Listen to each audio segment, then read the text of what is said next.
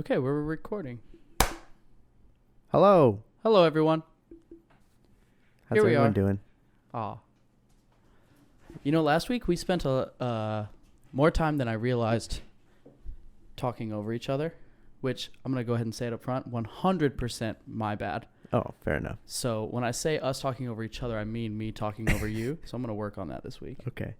Yeah, I always find it hard to like get a word in, especially when there's like a big group of us, Oh, yeah.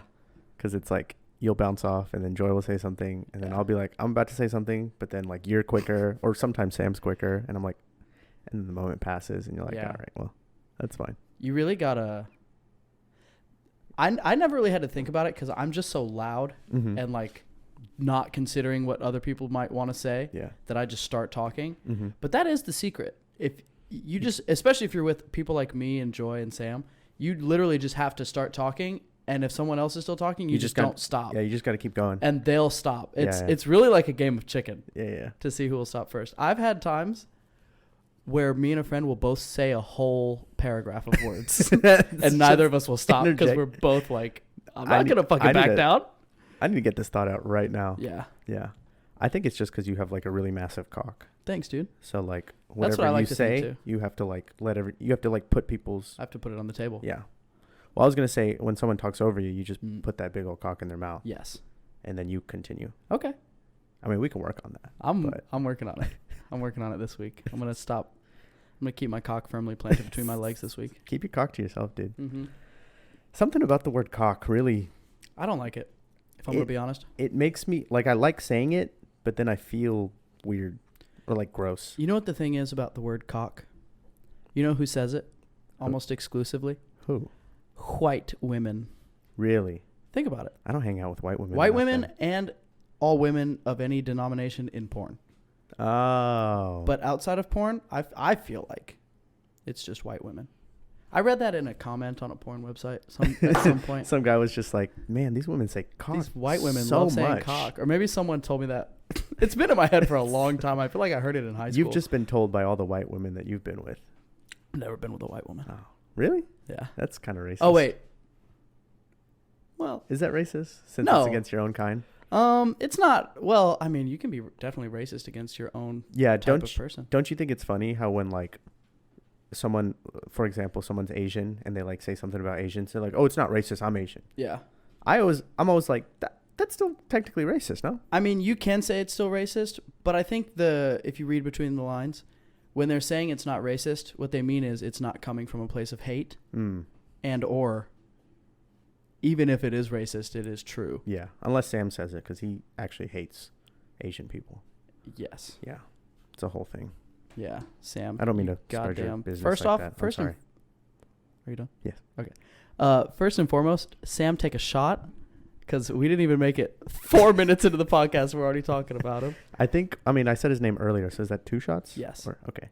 Sam, take 2 shots because I took 2 shots before we started Hell recording, and yeah. Iam doesn't even know about it because I'm an Hell yeah. alcoholic. Hell yeah. Okay, so I have 10 things for us to talk about today. 10 things? And I literally wrote all of them down while we were watching. Let's cut it down to 3. Oh, No, I'm just kidding. these are too light for 3. Okay, fair We'd enough. burn through them in 15 minutes. All right. Let's start from the top. Okay. So the very Unless it's first bad. thing in all caps is Dave. Okay. And I feel like we're fresh. Yeah, that is pretty fresh. We literally just finished watching the season 2 finale moments ago. Yeah. I'm going to go ahead and say right now, everybody, if you haven't seen Dave, here's your spoiler warning. Spoiler alert. I'm going to regret saying this later, but I'll go ahead and edit in a time that you can skip to right now so Or- that you can avoid all the spoilers. Or just I mean, it's Just not go really watch it. it's not even a show that has like spoilers. Like there's not like a main plot. There's a There's few a big couple things. there's a couple of things for sure.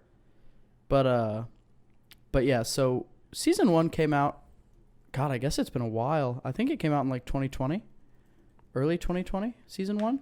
Before that. Before that, Yeah. okay, 2019? Or maybe it was early 2020. I feel like it was very early because yeah. I feel like it it was popped off definitely during COVID. Before, yeah, it was before the pandemic when it Okay. released because I Okay. watched it before the pandemic.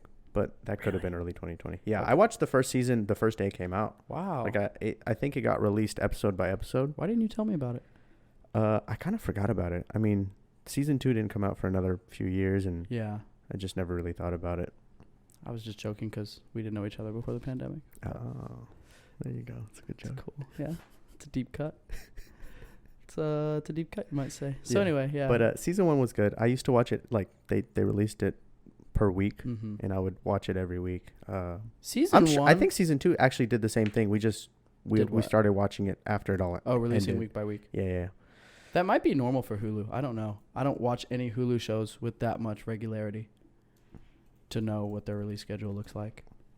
Yeah, I think they did just like once a week. I want to say it was a Friday. Every Friday. Okay. Yeah, let's go with that. That's a good one. No one's going to fact check. I think every Thursday is better. Really? That's what we do. No, true. Yeah, It's the best. it is. Thursday at noon. If that's not when your shit drops, you're a pussy. Yeah, And you have a small... because Friday's the actual weekend and nobody's doing anything. That's my thought process. Thursday's the pregame. It's interesting. There is really a whole, like, wisdom, Mm-hmm. base of wisdom around when is the best time to Yeah. post your thing, whatever it may be. Dude, people have that with like Instagram. Yeah, It's for like sure. when's the best time to post Yeah. your picture on Instagram to get Down the to most like the traction? time of day, let Yeah. alone what day of Yeah. the week. I have a pretty strict schedule. Do you really? No. Do you think about it though? I do. I mean, I tend to not post early morning, late nights. So Okay. like anytime mid-afternoon. Anytime when someone's gonna be On their looking at their phone, phone a lot. Yeah. Post lunch, I would Interesting. say is the best time. Post lunch, pre-dinner, Ooh. anytime in that time frame. Interesting. Yeah. Okay. Especially the older we get. So what you're saying is Thursday at noon is not a good time. So here, That's I a great time. I I do came think we up should with- move it to Fridays though. I okay, don't know we can why. do that. I only came up with Thursday at noon. Honestly, I think Thursday was kind of arbitrary. Mm-hmm. My whole thought process was one, very short, and two, so we record on Mondays, as I Mhm. think people know, and then I was like, it might be better to do it on the weekends, but I was thinking, and I don't know, I'm weird with podcasts. I'm literally listening to a podcast always. Like, I'm never not listening to podcasts. Yeah. But I don't think most people are like that. I think most people have like a time and place where they do podcasts. And I was assuming that the weekends are not that time because they're too busy getting lit. Yeah. So I was like, Thursday at noon. Noon is right at lunchtime. So either you work a day job and you're like at lunch and you can start listening to it, or you work a night job and like before you go in, a few hours before you go in, the podcast you drops and you're giving it a listen. Mm-hmm. That being said, I That's just a good train of thought though. I I just see had- how you get there. that thought, and then I was like, okay, that's it then. And I never thought about it again. I do still think what I really think about is I wish we could I think we should close the gap between when we record and when we post. Mm.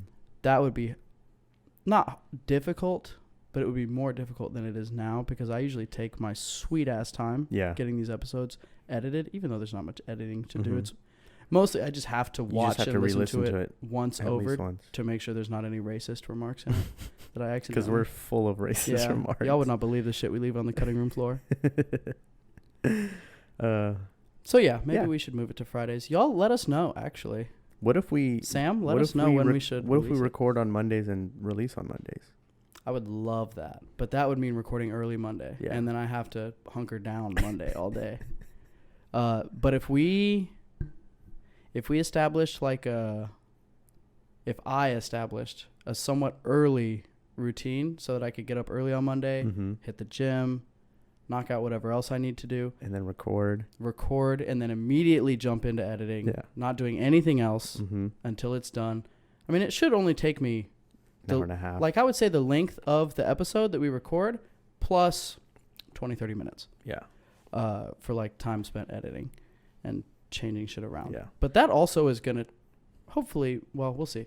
That might change as we develop the podcast. Mm-hmm. I dream of a podcast where we're cutting in, I don't know, because the thing is, I think almost everyone who listens to this just listens, like on Spotify. I think Mhm. Spotify is where most of our plays come from, which is fine, even though it's the worst platform objectively for podcasts.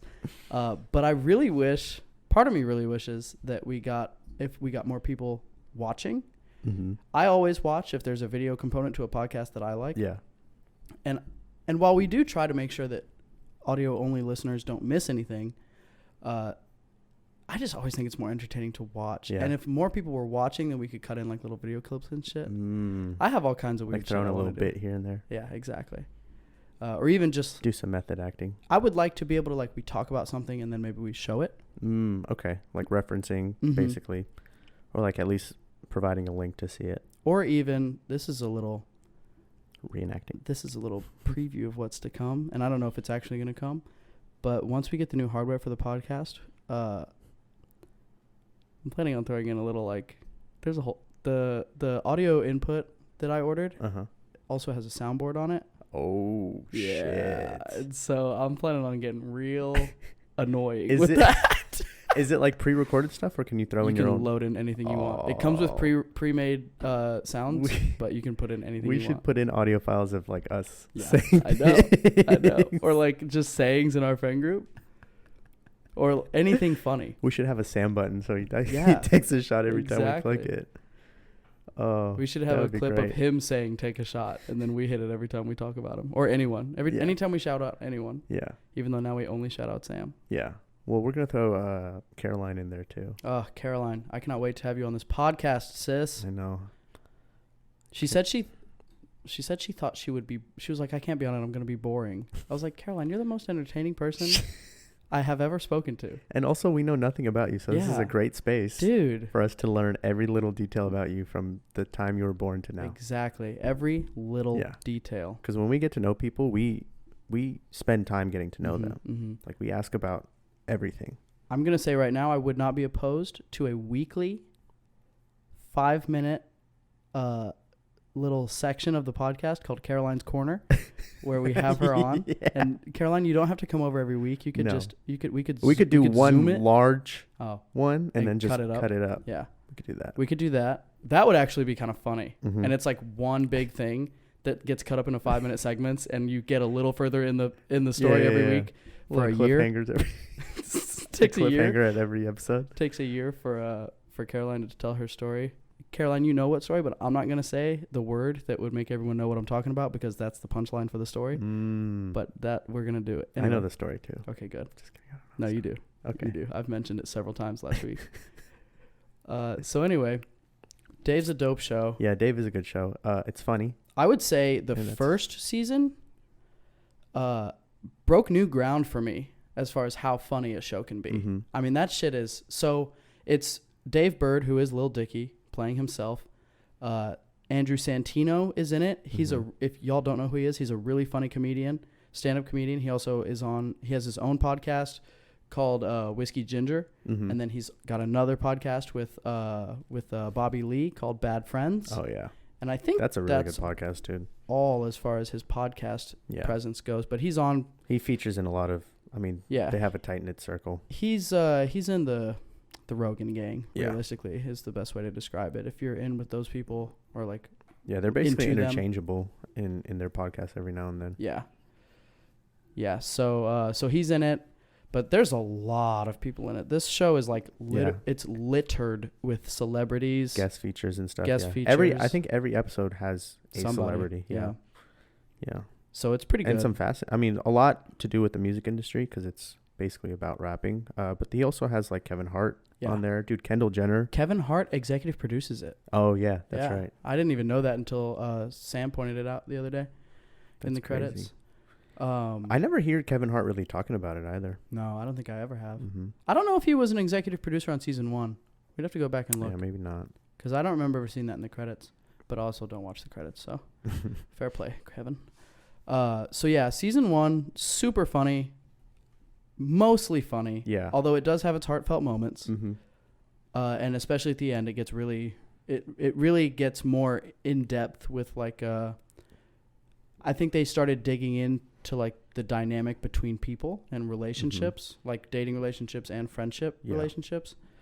And they really cracked that wide open on the last episode of season 1. Mm-hmm. And then season 2, they wade Yeah. super deep. It was right really away. just all. I mean, it was still funny, but I think it focused more on his relationships with with this. his friend group. Yeah, His- and, like- all of them got some sort of spotlight. Mhm. Like they had an episode dedicated to it almost. Yeah, and the way that Dave and the way he acts Mm-hmm. is How it affecting affects those them. friendships. It really got deep. Yeah. And also, every single episode of season 2 gave me hard anxiety. Yeah. I was so stressed Same. the whole time, man. Same. It Even was though I so loved weird. it, it was a little annoying in Yeah. that respect. But It I'm just sure it it's on just like purpose. opened it up to like something really really bad happening. Yeah.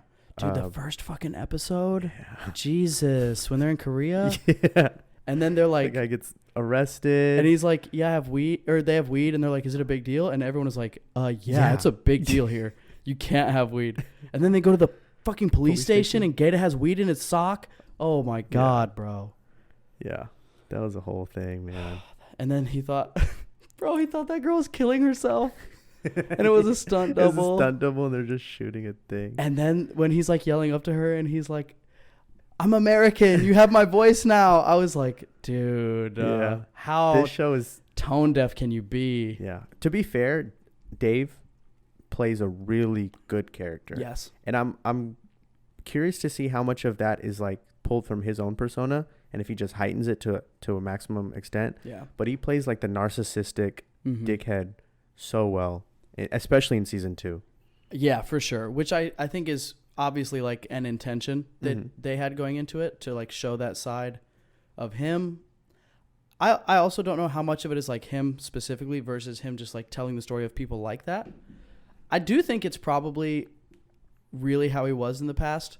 Although I don't know if he ever was that bad because, you know, everyone is their own worst critic when you're reflecting on your past self. But he has, you know, like after I finished this season, I went onto his Instagram just to look and see what he's been up to, as I usually do. And he had a post that was like a little clip of when Gaeta's dancing in his backyard, and Dave goes to check on him in this episode, the season finale.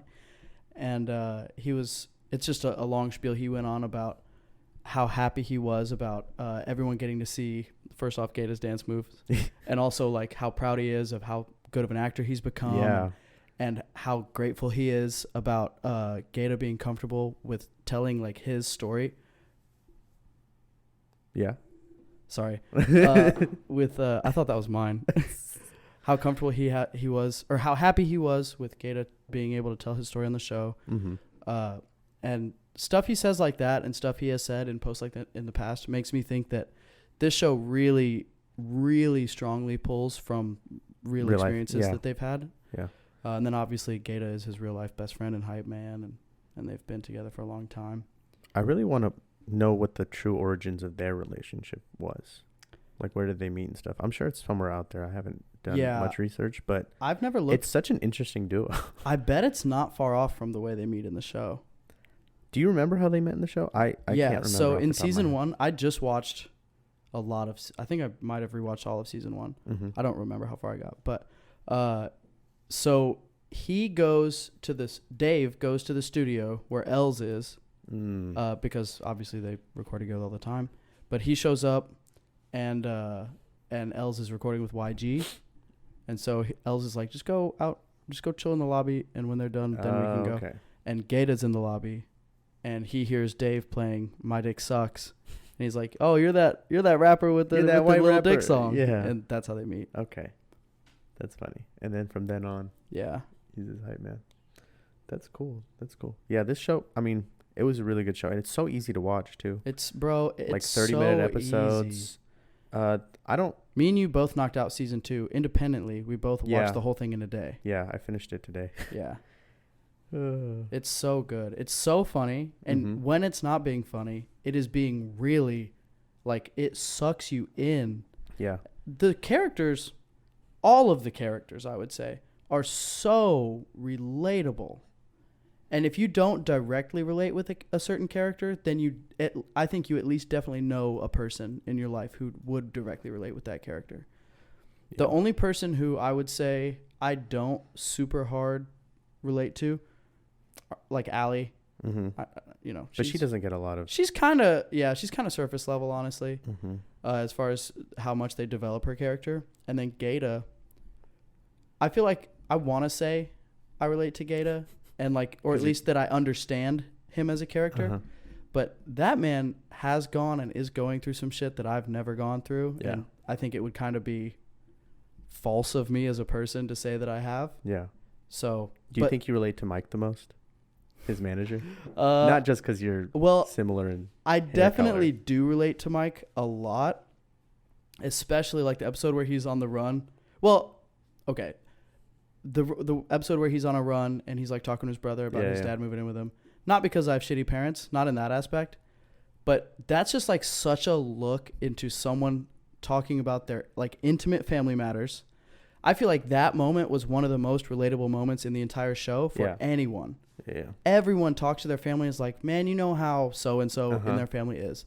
Yeah. Like every family has a black sheep, Mm-hmm. you know, which might be a problematic term. I'm not entirely sure. Has a discolored sheep. Yeah. Yeah. Um, It's weird that a term like black sheep actually isn't racially involved. You would think it is, mm-hmm. but it's not. No. Has nothing to do with the color of their skin, dude. Just the color of their fur. Yeah, true. Shave everybody, and we're all the same color. Yeah. Peel off our skin. I will say, though, when it comes to the characters we relate to in that show, maybe it's narcissistic of me to say, but You're Dave. I think I relate to Dave the most, but not from like a talent perspective or any positive aspect, Uh-huh. but like, his narcissistic tendencies mentality. and his always seeing himself as the main character without even realizing it. That is such a like has been an eye opener for me as Mhm. I've like watched this show and then reflected on how I relate to it. There's an episode or in the season finale when he's like getting into it with Gata at Gata's house, and then Emma shows up and he's like, actually, can we just have a minute to finish? Yeah. We're in the middle of something. And she's like, actually we're in the middle of yeah. something. And I think you are just hijacking it. Mm-hmm. That was a great moment for her, That too. was such a good moment for her. Mhm. And she, I'm a big fan of her character. me too. She's super pretty, too. And she is super pretty. I really liked how so they do several times, or at least a few times in season 2, you can kind of see a growing resentment in her. Yeah. You can see that with every character around him. Yes, definitely. Every single one. And they even have a flashback episode where they're Yeah. showing like how she and Dave have known each other for a long time. Yeah, they worked together at the ad agency. And then they have this like breakout moment that was a collab between the two of them, but then Mhm. he gets all the credit because he's the one rapping, Yeah. and she's like not rapping. I mean, But yeah, she you put could it all say the only together. thing he did was rap. Yeah. She did everything else. Exactly. And she like told him what to do and Mm-hmm. gave him the inspiration for all that. Yeah. Yeah. And so I also think that's interesting because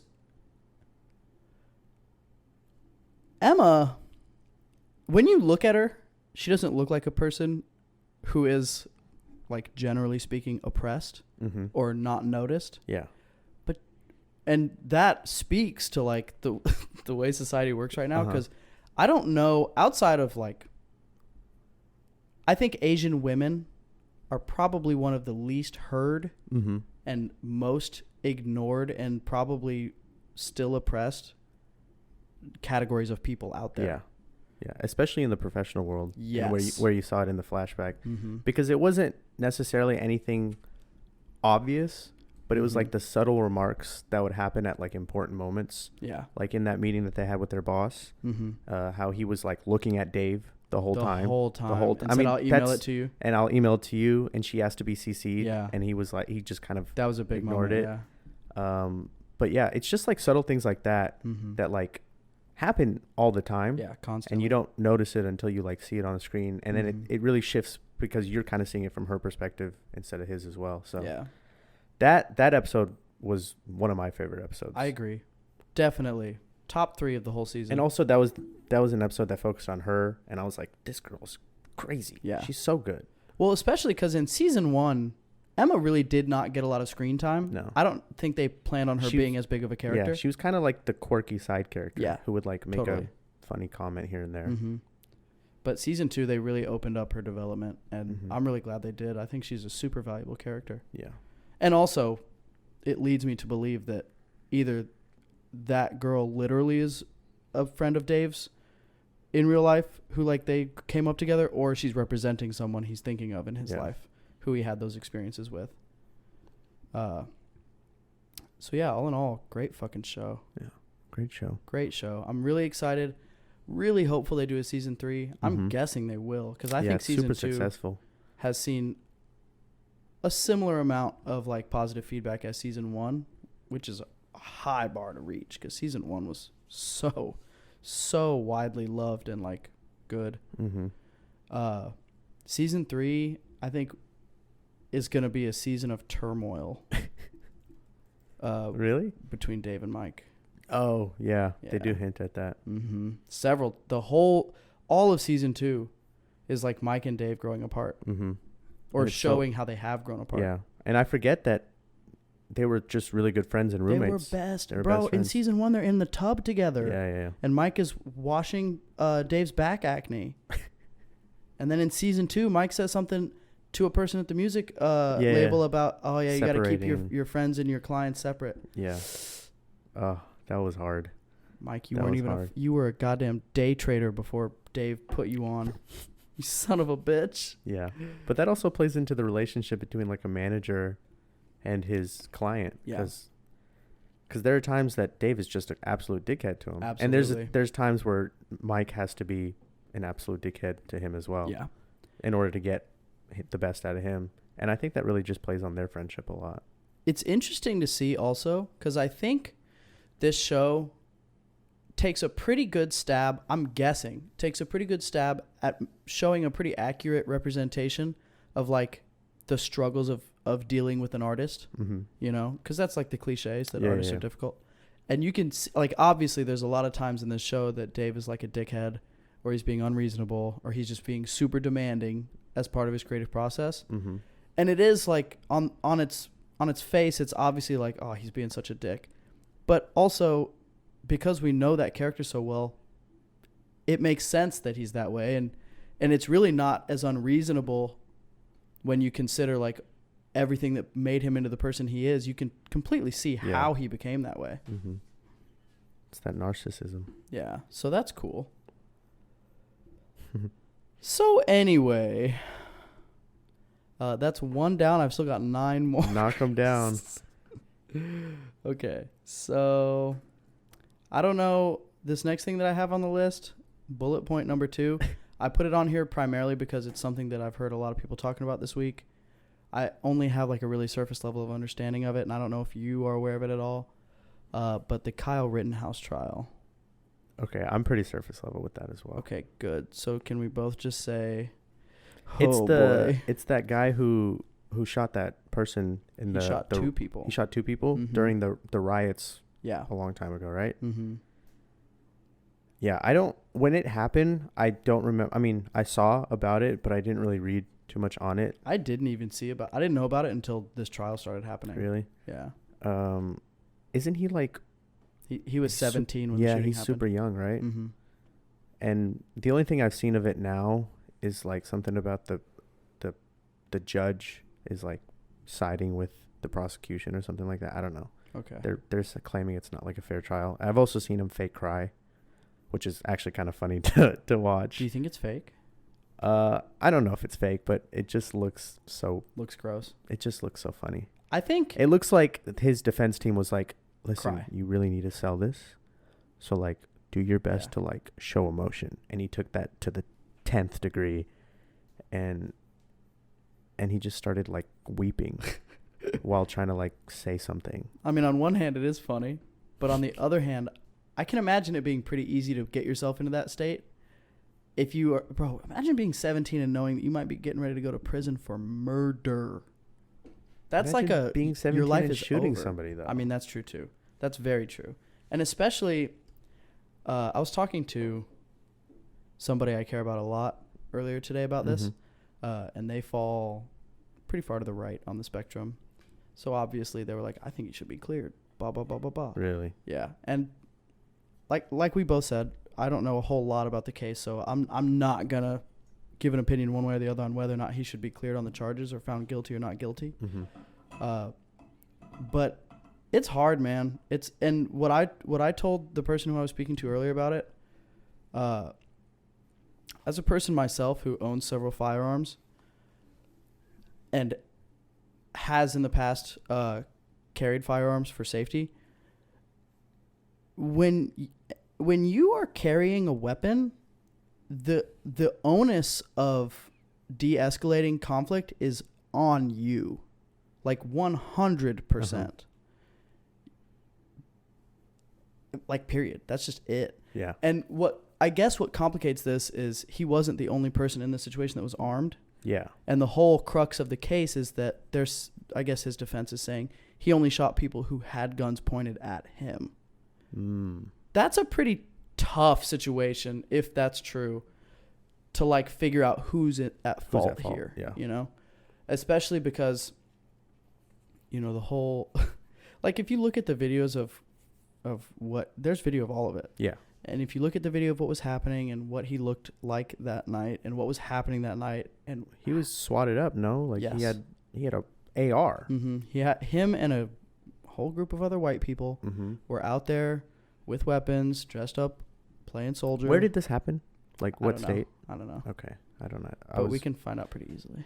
because there's some states that don't allow carrying, right? Like open carry like that. Some states don't, but the state they were in definitely did, because Okay. I think cops were around and they didn't stop it. Okay. But yeah, it's tough, man. When there's a group of people out there dressed up like they're they're dressed like they're there to act as a militia. Mm-hmm. They're No. dressed like they're ready for war, Yes. basically. Like. And the whole bit is that they're there to protect their communities Mm-hmm. from rioting, which on its face sounds fine. Yeah. I get it. But the thing is, you put yourself there. And that doesn't necessarily mean that you forego the right to protect yourself or the right to self-defense, but it complicates things. Like, Yeah. it's hard, man, you know? Because people say that he provoked the altercation that led to the shooting, and that may be true. Like, I don't know, genuinely. It's just so hard to figure out, bro. I mean, my big thing when hearing about it is he was 17 or whatever. Mhm. Don't you have to be 18 to have a license? So very dependent on the state, Okay. but also there are some states, and this might have happened in one of those states, where you do not need to be licensed to open carry, Open carry? Okay. especially with long guns. Even in Texas, I don't think you've ever need to be licensed to open carry a long rifle, because they're just not. That just seems like it could complicate a lot more things. Yeah, by- I mean, by not putting a age restriction. well, there may still be an age restriction, but in the state that he's in, he may be considered an adult at 17. Or there may not be an age restriction on being able to carry a firearm. Ugh. I mean, you think about it in the context of, like, I mean, the go-to example everyone uses is hunting. Yeah. Like, you know, kids can hunt. It's not a big deal. I don't know. Maybe they should separate hunting and Everything AR. else. Yeah.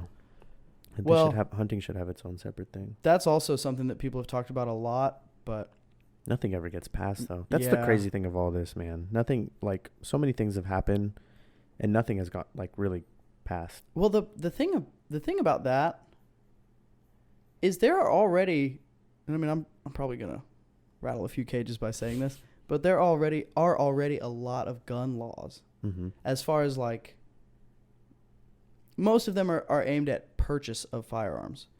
Like, federally speaking, not even state specific, if you want to buy any kind of gun from a gun dealer, you have to pass a background check. If it's a gun like an AR, you have to like, your information gets submitted to the FBI Mhm. and they have to clear you.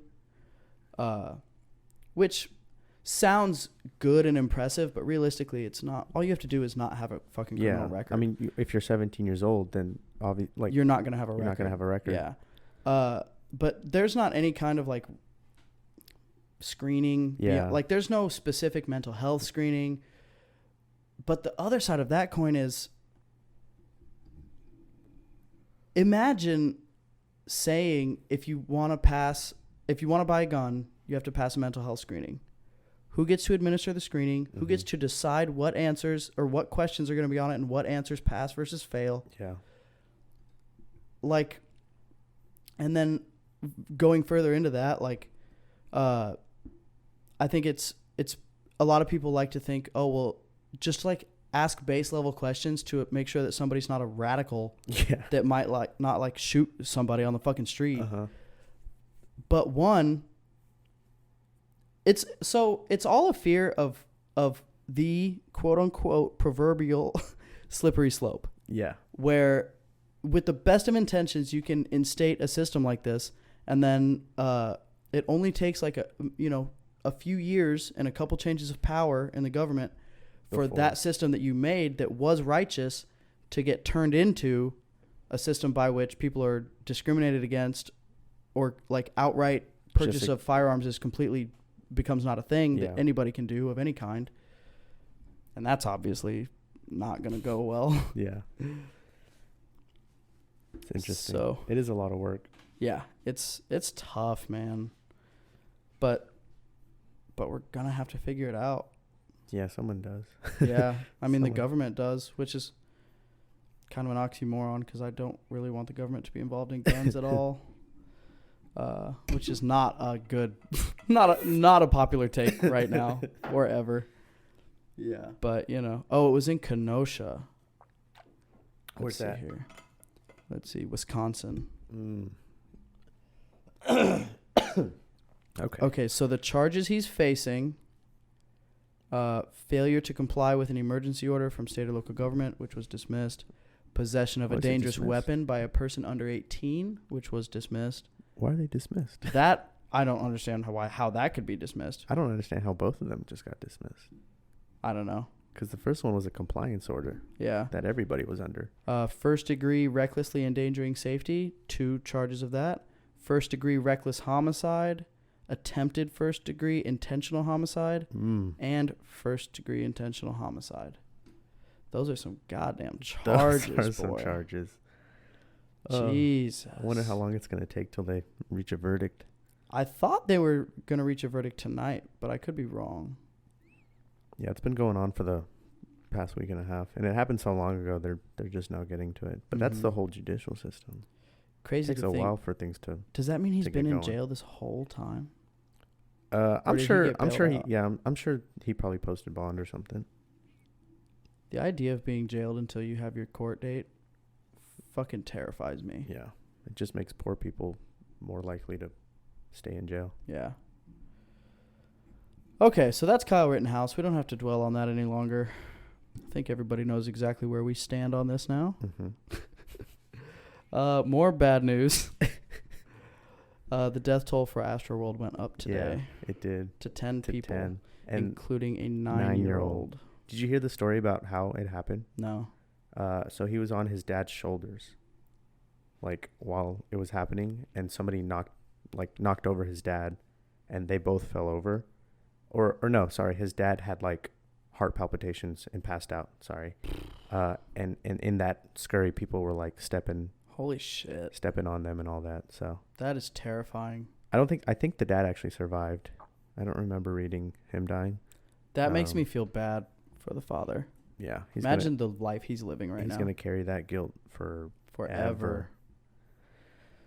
Ugh. And I know that we shit on parents last week for taking their kids to Astroworld, and that all is still true.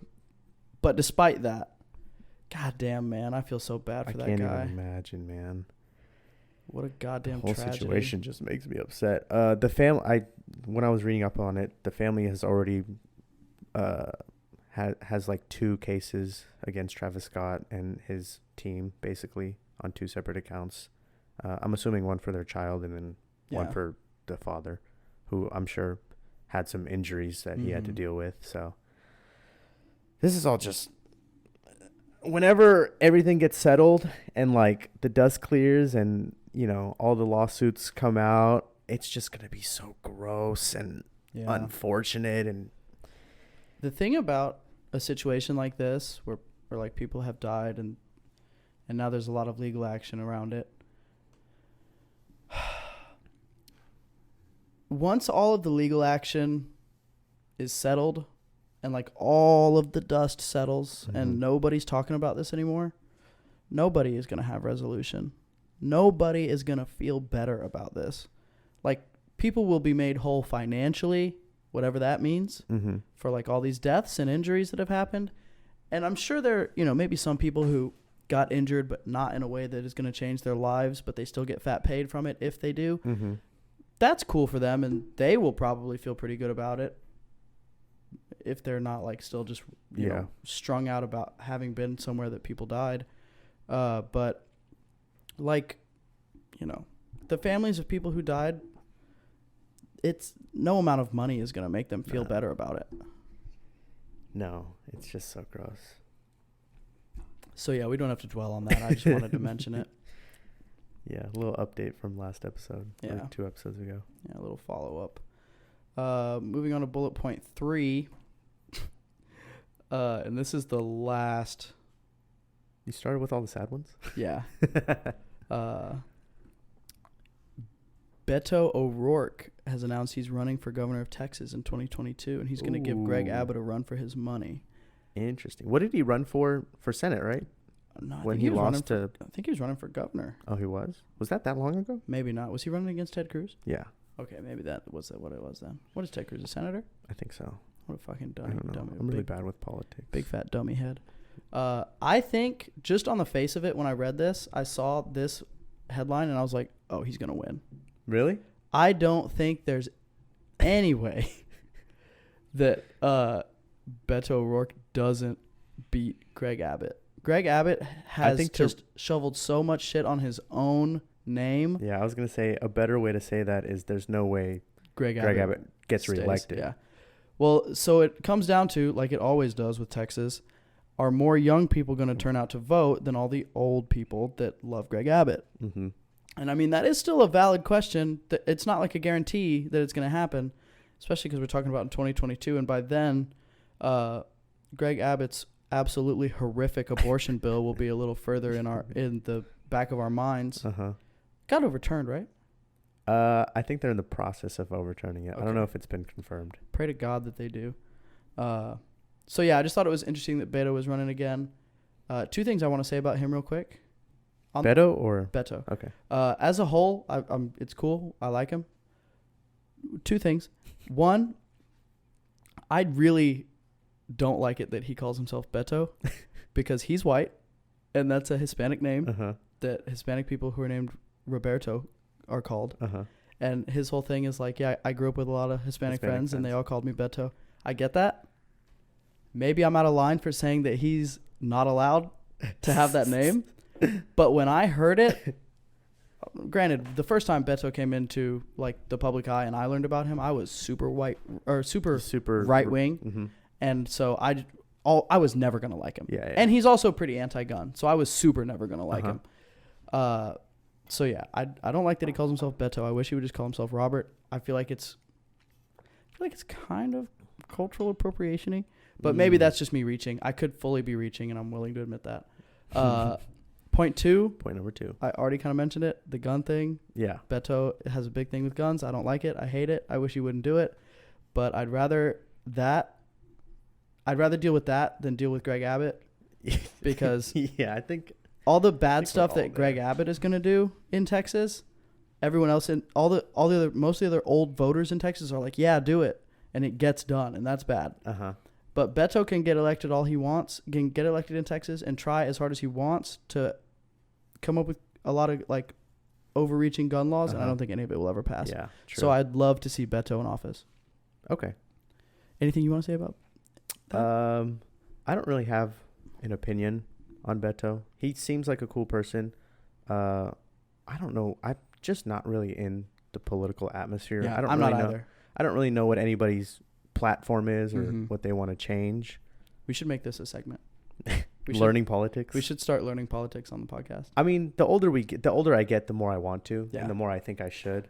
I want to, and then I actually start, and I'm like, oh no. I shared this opinion with you earlier. I don't know if we did it on the podcast, but I feel like politics only affect the uber wealthy or the uber poor.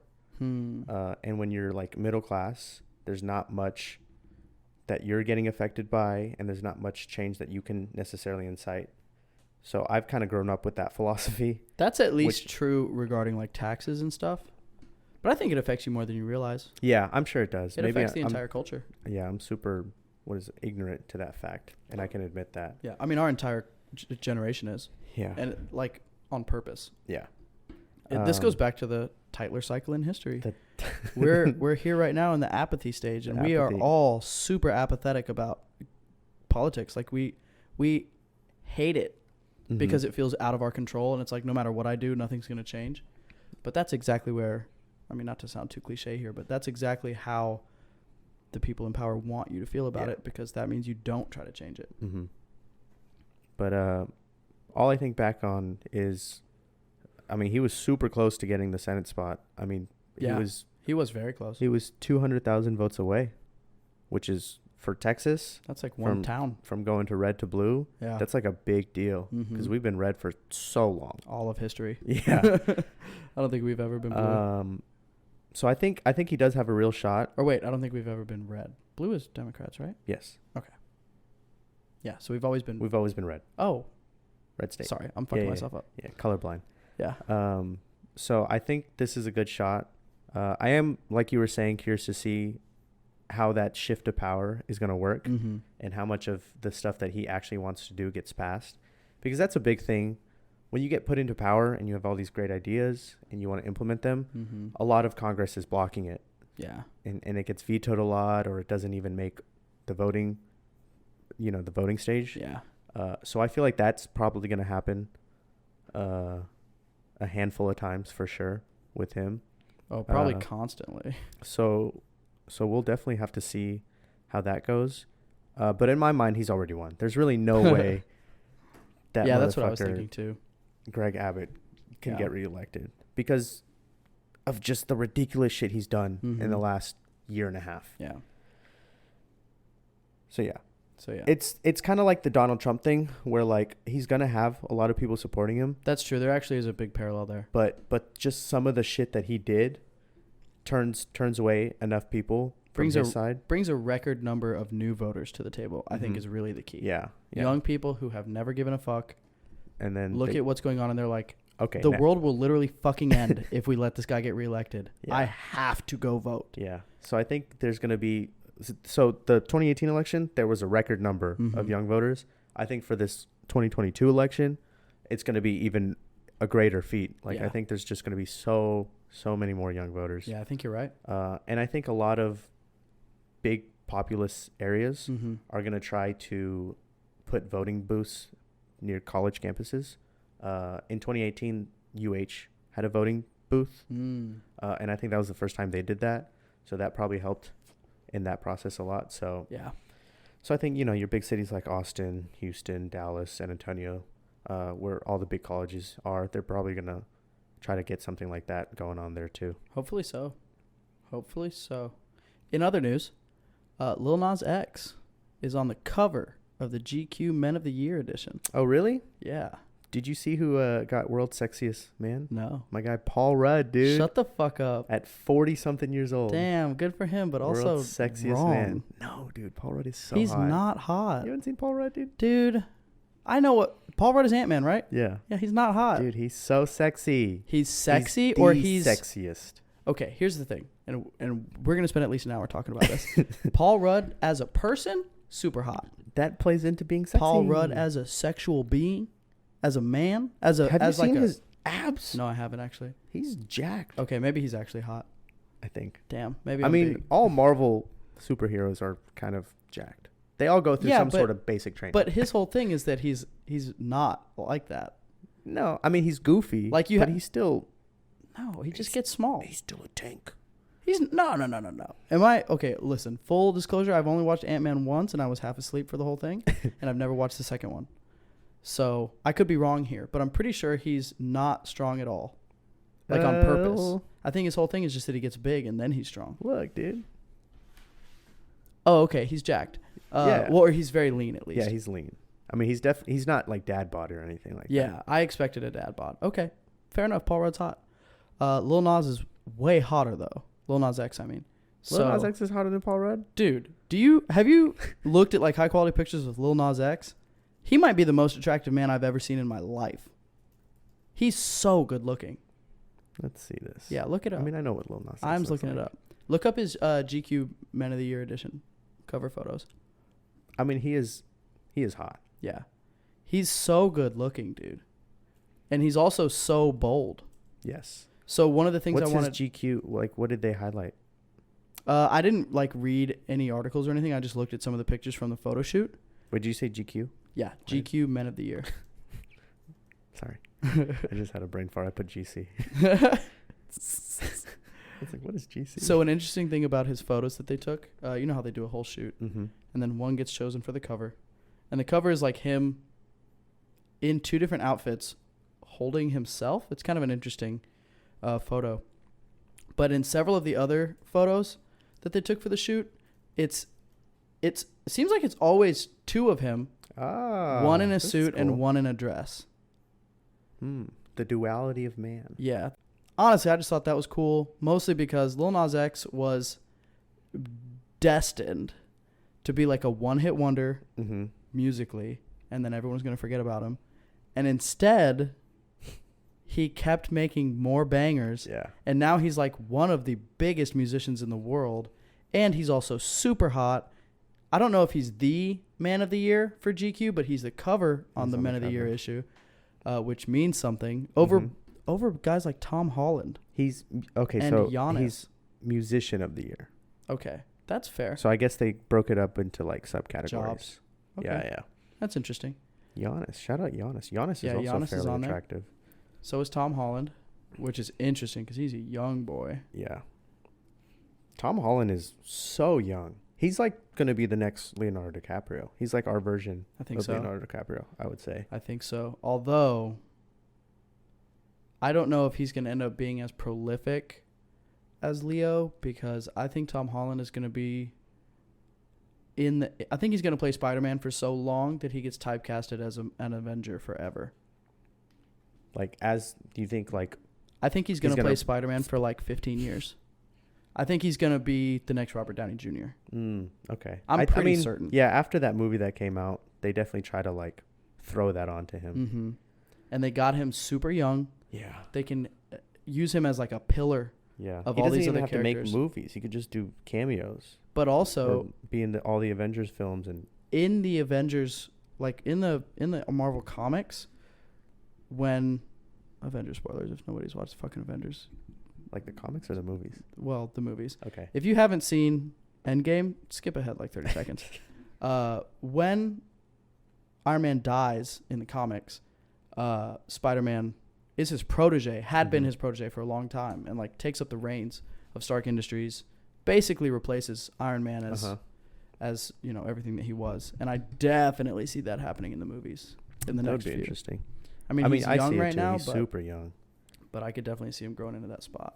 He's super young. Yeah, his career is just picking up too. Yeah. And every single movie he's done outside the Marvel universe has been super good as well. Yeah, I don't think I've seen any of his stuff outside. I haven't either. I just here. Okay. IMDb just has him rated really highly. Yeah. He has that movie with is Steve Carell in it, or am I mixing him up with somebody else? That sounds familiar. But I heard that's on my watch list. I don't know the name of it off the top of my head. I think it's called Spider-Man and In the Office. And The Office. I gotta go pee so bad. I'll be right back. Okay. So, like we were saying, Elon Musk sold $6.9 billion of Tesla stock this week. Yeah. And I'm pretty sure that's only 10% of his holdings. Yeah. What a fucking baller that guy is, dude. What do you think he's gonna do with that money? So Elon Musk and Jeff Bezos sold a decent chunk. I think they're selling company. because they're about to get fucking whopped with taxes. Yes. Oh, okay. Yeah. I read something earlier this week on Reddit. There was some comment that was saying they're about to get hit with something. I can't remember if it was like new taxes or some kind of fine they were going to get hit with or something like that. I think it was taxes. And so that was pretty much why Elon Musk was selling some of his Tesla stock, because obviously why would you sell it otherwise? But goddamn, bro, 6.9 billion. He's so fucking rich. I always forget how rich he is. He's right up there with Jeff Bezos and he's number 2. And PewDiePie. He's number 2. Yeah, PewDiePie. I guess he is number 2. Sorry, not PewDiePie. PewDiePie's just the richest in terms of subscribers. I think Mr. Beast is catching up to him though. Dude, sure have you seen the numbers that Mr. Beast is doing? No. It's otherworldly. Defies all logic. It's otherworldly. He's getting hundreds of millions of views per month. Hot take, maybe not a hot take for me to say this, but Mr. Beast is everything David Dobrik wishes he was. I think they literally make this not the same content. I can't speak on Mr. Beast because I've actually never seen any of his videos. I've never watched a whole Mr. Beast video. Which baffles me on what kind of views he's doing, because I have no idea. I mean, I know that all of it is like giving away things. Yeah. Basically. But I listened to a podcast he was on. He was on with Logan Paul. It was an old episode, but I just listened to it a couple weeks ago, and he was talking about how much money he makes off of ad revenues and stuff like that, like how YouTubers make, especially since, I mean, I don't know what PewDiePie's numbers are now, but I think Mr. Beast is like the most viewed YouTuber. And he had an offhand comment of like, yeah, I don't even make money off of my videos anymore because he's spending so much in the videos. Yeah, he spends all of it back into the channel. He's kind of always been that way though. Yeah, but that just means he's spending so much money on his videos. Like millions of dollars go into his videos. Yes, but I mean that is true, but the biggest production cost isn't like production. It's just the money he's giving away. Yeah. He's putting the money into the videos, quote unquote, by giving it away on video. Which is still, I mean, obviously you can't make the videos of you giving away money if you're not putting money into it to give it away. So it's all the same thing. It is really impressive. I find it interesting that Mr. Beast has taken off the way that he has, because I have never really, like, I love what he does, and I think it's awesome. I do not feel driven to watch his videos, though. Same. That's why I haven't. I've seen a handful of, like, the crazy ones that have gotten super blown up. But, like, I'm not going to sit here and watch a whole ass, hour long. Yeah, of whatever. And also, he, like, obviously, in order to keep it entertaining, the way that he does it has evolved. Mm-hmm. Now it's mostly, like, or I feel like it's mostly, like, challenge videos. Yeah.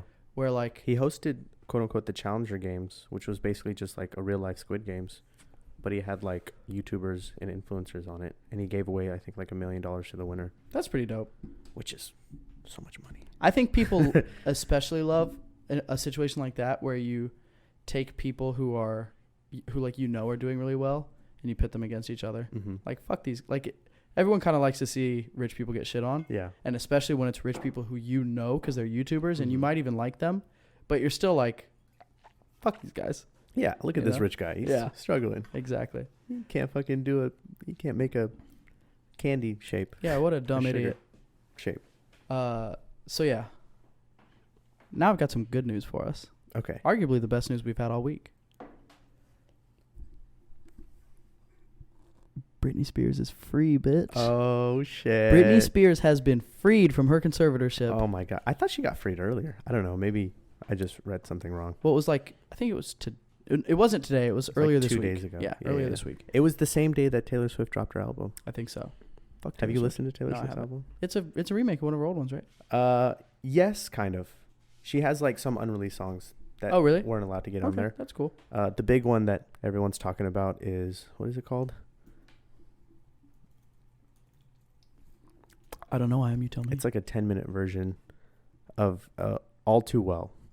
It's a 10-minute song. Bet. And it's all about, guess the actor. It's I really didn't know what words you just said for a second. What is it called? All Too Well. And it's about an actor? Mm-hmm. Is that someone she dated? I don't know who she dated. Andrew Garfield? No. Jake Gyllenhaal. Oh, poor Jakey. Yeah. The memes on Twitter about, like, just the album in general, and her fan base is ravenous. So crazy. Yeah. So ravenous, but also hilarious. But it's pretty funny. I actually haven't listened to this song because it's a 10-minute song. Yeah, who's gonna do that? What am I, goddamn Taylor Swift stan? But anyways, back to what you were saying. Yeah, Britney Spears got her conservatorship. Mm-hmm. I didn't even know conservatorships were a thing until... Have you not seen that movie? What movie? Oh, fuck. What is that movie on Netflix? I told y'all to watch it. It's with that girl from Gone Girl. What is her name? Don't know. Dude, I'm so bad with names. Rosamund Pike. Never heard of her. Really? She's a great actress. I Care a Lot. I know the name. You should watch I Care but I haven't watched it. All right, that was just a little sidetrack. Sorry. Okay, you should watch I Care a Lot. It talks about conservatorships. Too. I'm only gonna watch it if you watch it with me. Okay, that's fair. I'll watch it again. That's a great movie. But that's Peter Dinklage after is in we it. Watch so many other things. Yeah, Put it on the actual list we're keeping. Okay. You can access it from your laptop. Oh man. You don't have to figure it out right now. But anyway, so yeah, Britney is free. We're all very excited to hear that. Thank God. I do think there's more legal action to come because apparently her father's lawyers, who her father was obviously I think the term is the executor of the conservatorship. He was her conservator. His lawyers have been super fucking difficult. Like, they have not replied even to one single request for documentation. They have not showed up to do any depositions under oath at all. Like, they have basically not participated in this trial at all, from what I read earlier, and including not disclosing how much money her father has taken from her estate over time. Oof. Or paid himself. So I wonder what led this to all happen. I mean, I think, you know, when Britney Spears became the most famous person on earth, she was young. Yes. Like, not even legally an adult yet. I think she was 16 or 17. Mm-hmm. And so at that even point, before that, she was big. a popular name in like singing competitions and all that. And so I think at a time like that, you can see how a parent goes, I think for my child's own protection. But didn't the conservatorship happen when she was an adult? Oh, maybe. Like I don't know. I think, I mean, Britney had her meltdown that everybody knows her for. And I think it happened after that. Not when she was a child. Really? Okay. I thought they had the conservatorship the whole time. No. Wow. Okay. That makes it worse. Or, I mean, even then, if your child is obviously going through some crazy shit and not like capable of handling their own stuff, I can see then how you would also do that. But I mean, at a certain point, you just got to let someone be themselves. Yeah, I was going to say the optimism in me thinks you can do that.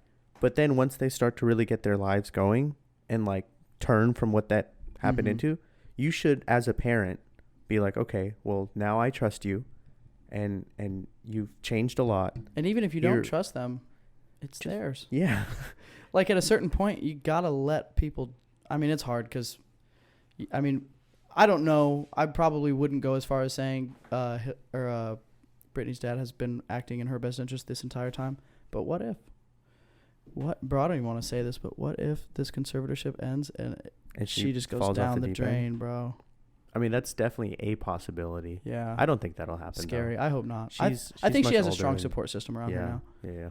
So good for her. We're very happy to hear about it. Yeah. I watched her documentary on Hulu about it, and that's really what I mean, this whole time before watching that documentary, I didn't even know that she was under her father's control. I thought she was just doing all these things. I didn't know about it until like a year ago or so. But they talked in the documentary, they talked about how her father basically runs everything, like plans every event she has to go to, schedules all her meetings, approves like literally every single thing.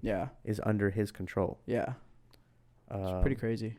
When she was doing her tour in Vegas, that was all him. That was his idea. He made her do that. Like, all that stuff was him. And I'm sure he kept most of the profits. Well, obviously, because she didn't have any control over her money. You would hope that, I mean, she is her father. He is her father. But they also talked about her upbringing, and you know, the mom got interviewed a few times, and she talked about how he wasn't a great person, though. Are they still together? I don't think so. Her parents? No. Interesting. I don't think so. Guess that's not super surprising. Yeah. But she talked about how he wasn't a great person. Really? While they were dating, so. Damn. That's what leads me to believe, like, that's what makes it not surprising. Brings his question into character. Yeah. Brings his character into question. Yeah. But good for her. That's awesome. Yeah. Outstanding news. We love to hear it. Yeah. Good for you, Brittany. She got a husband or boyfriend or whatever. Who is her boyfriend? I don't know, but Kevin I just know he's hot. He's a good-looking man. Yeah, good for him and good for her. Yeah. What a time to be alive for them. Yeah, that's great. I know there's so many people pulling for her. She has a great fan base. Yeah. She has an absolutely ravenous fan base also, just like T Swiftie. Yeah. So I understand you are a pretty big fan of How I Met Your Mother. Yes. Have you heard the news? No. There's a new show coming out. Oh, How I Met Your Father? Yeah. I did hear that. And did you hear who's on it? Fuck. The main actress. What's her name? Hilary Duff. Is it Hilary Duff? It's Hilary Duff. Wasn't she on How I Met Your Mother? I don't know. I never watched it. Okay. But she's Lizzie McGuire. Oh yeah. Yeah, dude. That's gonna be interesting. I saw a picture of the cast. It's a super diverse cast Yes, too. it is. And It's also being made by Hulu. Oh really? Yeah. Ooh, that's gonna be interesting. Dude, How I Met Your Mother is a great show. I hope they do well. I don't like it, but Why don't you like it? I don't dislike it. I don't know. It's just one of those things. I don't dislike it, but every time I've watched it, it just seems so just Formulaic? okay. Well, Kind of formulaic, but that's okay if it's good. Some of the best stuff ever is formulaic, you know. I think it's hilarious. I do think it's funny. So funny. I think it might just be I never watched it enough to form a bond with any of the characters, but it's obvious that it's that kind of show. Mm-hmm. And so I watch it and I'm like, ugh, y'all stop. Y'all stop just thinking I like you. Don't assume I like you. Met Your Father. When is it coming out? I think it's going to be a minute. 2022. Yeah. Wow. What a cast. Mm-hmm. Oh, there's an Asian. I think there's a couple of Asians. Representation is the best. Yeah, it is. It's Oh, interesting. there's a brown Asian. Yeah, that's... Fuck yeah. Yeah. As I've gotten older, that is something that has become... that, like, I have turned around on so much. When I was younger, and I was a young, straight white man, Mm-hmm. I really did not understand, like, the struggle of representation and people seeing themselves in media. And not just that, but, like, at my worst, I would see casts that were, like, diversified, Mm-hmm. obviously with purpose, because there was a time when if your cast wasn't, like, all white people, it was obvious that you did it on purpose Mm-hmm. because that was outside the norm. And I would see that and be like, oh, why are y'all, like, trying to make this a thing? Just do it. Yeah. Just do it normal. Mm-hmm. Which is obviously stupid and racist Yeah, just yeah. to think. No, but to be fair to you, I used to be under the thought that, like, when all that stuff was happening, I was also young, so I didn't know much about anything. But I was under the impression that I was like, I got annoyed when they did that too. I was like, why are they just not picking the best actors and actresses for the That is role? what I was Like, thinking. that's what I Yeah. assumed. I was like, why are they forcing Mhm. this thing? Like, why don't you just let the actors and Let it actresses who you naturally- think, But as time went on, there's definitely a big importance on it, and I think it's been good for Hollywood. Oh, I definitely think so as well. I think it's been good for Hollywood. I think it's been really good for everyone else.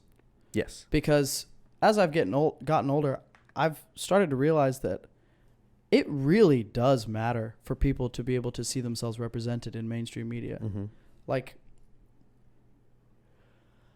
let me ask you this. As a not white person, did you ever think about it when you were a kid and you would, like, watch movies and everyone in it was white?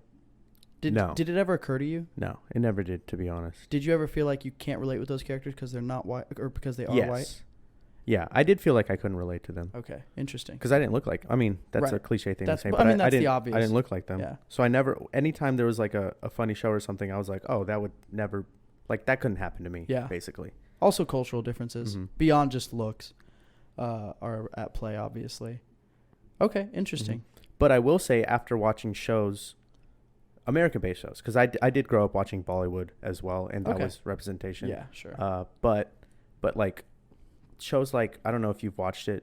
It's a fairly new show, Never Have I Ever, on Netflix. It's a show about like a teenage brown girl and all her struggles in school and stuff. Okay. And there's love interest and stuff. It's like a teen show for sure. Okay. But after watching that, I was like, holy shit, like, I had to deal with some of this shit too. Like, I had Yeah. an overbearing mom who would get mad at me for not doing homework and stuff. They and, touch like, on the cultural stuff. yeah. So I was like, oh, this is like a really good show. And then not only do I feel like I'm seen and like I can relate to it, but also other people are watching it and they have more of an understanding Yeah. of like what we go through. Yeah. Because that was the big thing at school, especially at the schools that I went to when I was younger. We were in a fairly white demographic. Mm-hmm. And, you know, everybody would be playing around and hanging out and stuff. And every time someone asked me if I could hang out, I would have to explain to them, like, no, my parents don't let me do that. Or like sleepovers and stuff. My parents were never letting me sleep over. Yeah. And I think that's a cultural thing. So I never felt like they understood why I couldn't do certain things or Yeah. why I did certain things a certain way.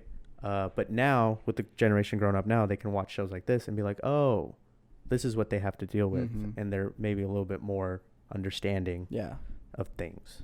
I think that is actually a thing about diversified representation in media that is going to be way more important than I initially thought.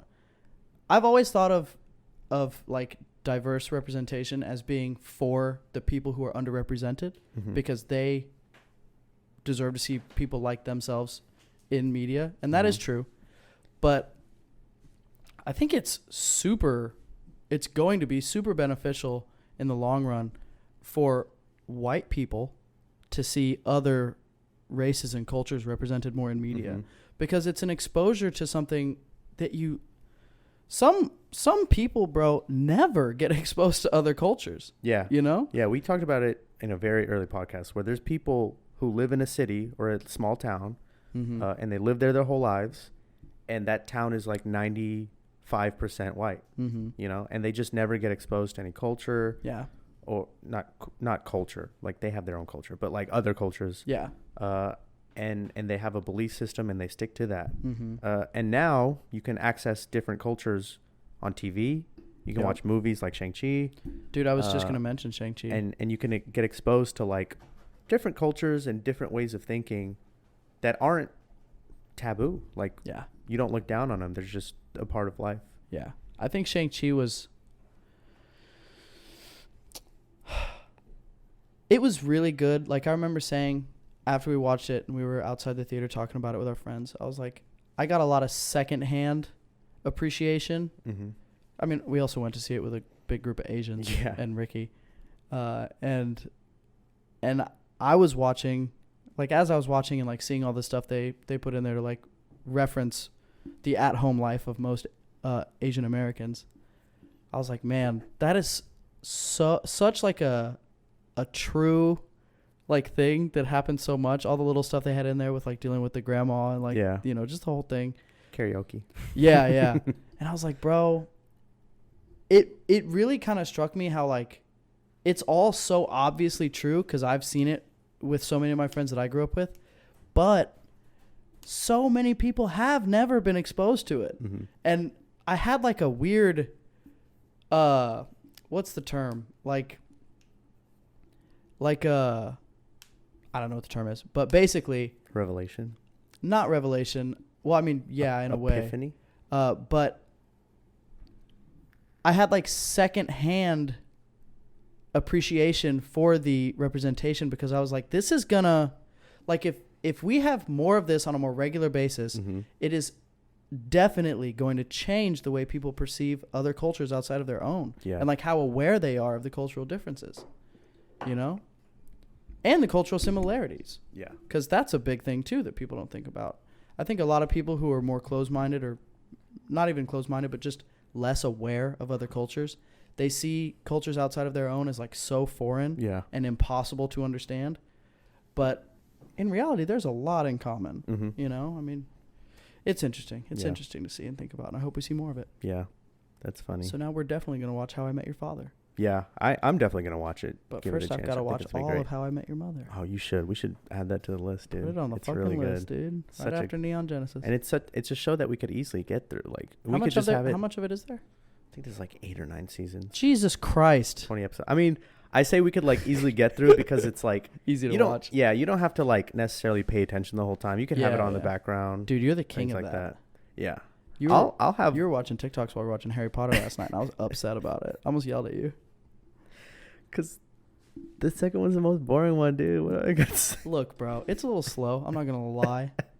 But you can't just watch loud TikToks while Harry is in the Chamber of Secrets, dude. Spoilers, by the way. Yeah. Spoilers to any. Whatever. That was a joke, spoilers warning. Yeah, I know. Fucking. Yeah. I was going to say, to tie what you were saying into the bow of the whole cultural thing. Today, something that you probably don't have to deal with, and a lot of white people, probably most white and black and maybe not Mexican, but every single time my mom calls me, she asks me when I'm going to get married. Every single time. And I bring this up today because when she called me today and we talked, she told me that her brother, my uncle, sent over like pictures of like 4 or 5 girls, and that he wants us to choose one of them to get married to. Are they from here or are No, they they're in Nepal. in Nepal? That's what I Yeah. thought. And Did you look at the pictures? no, my mom was like, when you come home for Thanksgiving, you could take a look, and if you see something you like, you don't have to commit to it. She was like, in broken English, she was like, you could just be friends with them and see where things go. Would you ever entertain the thought? No. Well, Well, you wouldn't even think about it. I mean, we'll see where I'm at. What if you looked at the pictures and they were straight dimes? Just the hottest Well, woman you've ever seen. To be fair, if they are a straight dime, I'll tell them to pass along my number. Yeah. And see where things go. Here's the $1 million question. Are you specifically not into Nepali girls? No, I dated a Nepali girl for 3 years. Okay. Yeah. Interesting. Yeah, I think part of me is rebelling on Mhm. Nepali girls because my parents want me so bad. Of course. Yeah, of course. To marry a Nepali girl. I think that's a big part of why. But I know a lot of Nepali girls, and they're all sweet, and there's some really, really, really hot ones. So Yeah. we'll see what these pictures look like. You send them my picture. Be like, this guy is so single, dude. It's crazy. He'll get you papers. And he's white. Oh, dude, I'll get all of them papers. He'll get you papers. Is it legal to be married to more than one person at a time? I don't think there's a... Not in Nepal. My uncle actually has 2 wives. What? Yeah, to this day, it's Damn, 2 bro. wives. And the government recognizes... He's a government it? worker. Oh, shit. He's inside, dude. Holy fuck. He's making the laws, dude. Oh, good for him, bro. He's Damn. blocking all the laws to stop him. So yeah, Damn, if I come dude. back from Thanksgiving, boot up With a wife. with the whole ass one. Damn, bro. Instead of pictures, they just show up in my You're like, house. hey, Sean, this girl's going to have to move in. No, but yeah, I just think that's funny, and that's one of the cultural things in my culture that I have to like deal with, and it's so normal for me. Yeah. So yeah, I just thought that was funny. That is really interesting. I definitely have seen a lot of that in my life Mhm. through a lot of my friends. I think other culture, well, let me rephrase this. I think white people can relate to that in a way, because we do get that from our parents at a certain point, but definitely not as forcefully as Asians do, and also definitely not as like literally pick one of these girls on my phone right now Yeah. and marry them kind of thing. It's more like, oh, Aunt Judy knows this girl at Yeah. her gym who's like a real sweetheart and she's single, and it's like, no, Yeah. what do you I say? guess you guys are a little bit more subtle with it. Well, they Like, have to be. yeah. You know how white kids are. Yeah. If their parents upset them, they just never talk to them again. Um, So white parents have mastered the art of trying to Beating make it around sound the like bush. they're friends. Yeah. They're like, I'm just trying to set you up. yeah. Just trying to do you a favor. Whereas Asian parents are like, if you don't get married this year, you're dead to me. you're done. Yeah. You're done. Look You're at yourself. done? You had your chance. You Yeah. had 25 years. Now it's my turn. Now I'm stepping in. The wedding is next month. I'm stepping in. I got to do it because you won't. Oh, that's so funny. Oh. So anyways, speaking of Lindsay Lohan, she has a new holiday movie. She has a new coming holiday to movie. Netflix. Dude, all of the old stars Yeah. are coming back. Now all we need is strong. Amanda Bynes. I know. She's just, Is she bad? I don't know. Okay. I mean, she's a baddie. Or she was. She was a baddie. I hope she's doing How's Demi okay. Lovato doing? I don't know. I missed the train on Demi Lovato. Honestly. I just know she did crack. Oh no. That was her whole thing. To be fair, I think I have done crack. Maybe. Well, no, I take that back. I definitely have not done crack. As soon as I said that, I realized outrageous statement. crack to is say. a very specific thing, and there's no way you're not gonna know if you're doing it unless someone puts it in your weed. Can you put crack in weed? Oh yeah, crack is smoked. Some people are the devil. They are the absolute devil. Hmm. They think they're doing you a favor by giving you crack, dude. That's insanity. They're like, bro, let me tell you about this new drug. Yeah. Take a hit of this blunt, and then I'll tell you about this new drug. And then But you're on you're, crack. but you're not gonna remember it. Yeah. Type stuff. So, last topic of the night. I figured we'd go out on a banger. Hell yeah. So, I'll just read the note to you. Okay. This is my little distillation of what this is. Cryptocurrency exchanges might have to issue 1099-B forms if this new Biden bill passes. What does that mean? What did you just say to me? So apparently there's a whole bill that President Biden is trying to get passed, and we don't have to get into the politics of it. But it has a lot of stuff in it, and one of the things it has in it is that cryptocurrency exchanges would have to issue 1099-B forms, which are like tax forms, to everyone who buys or sells cryptocurrency on that exchange in any given year. And part of that means they would have to track and report to the IRS every single crypto transaction that ever happens, so that they can accurately report it on the form. Remember a few days ago how we were talking about the government is going to ruin crypto? We should have voted for Trump. Yeah, we should have. We should have, bro. That explains why Jasmine is down to 15 goddamn cents today. Yeah, I saw that. I wasn't going to mention it because it's a long hold, but Yeah. you know. It's a long hold, but I still check it every hour. My crypto portfolio is in the dumpster. You're telling me I have to pay taxes on all my capital gains on crypto? Yep. I might as well just sell it all now. I know. Now we really might as well sell and put it in the S&P 500. No. If you sell it and put it in the S&P 500, by the time you're retired, you'll get back what you put in. Well, you got to keep putting in more. No. Yes, dude. That's You're arguing what with Warren Buffett. That's what the government wants you to believe. The government doesn't want you to put $1,000 into one crypto once and retire with it. Well, yeah. Well, actually, they do, because now you're going to be paying taxes on it. I think technically you were always paying taxes on it, because I think crypto has already been classified as capital gains. Yeah. No, it is. It's just going to be more it's just going to be now. Yeah. Well, not and it's going to be more, harder to skate it. Yeah. I was going to say it's just going to be harder to skate it because it's pretty easy to skate it. Yeah. So fuck the IRS and fuck the government. Yeah. Well, I think what we should do, Sean, and I hope nobody from the IRS is listening. Stop listening. But I think we should get a dual citizenship in Switzerland and then put all of our assets in a bank there before we deposit them so we don't have to pay taxes on them. Dude, I don't know what it is, but when you were whispering into that microphone, I could not stop smiling. This is the best ASMR I've ever been a part of or witnessed. Oh, let's just do Let's do it. Finance ASMRs.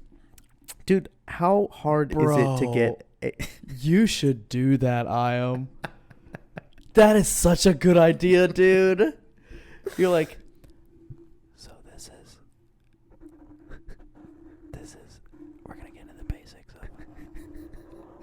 of the way Wall Street works today. I get a quarter and I'm like, this is the sound of a Bitcoin. Being scratched up against the microphone. If you could actually have a Bitcoin, it would sound like this. Cha-ching.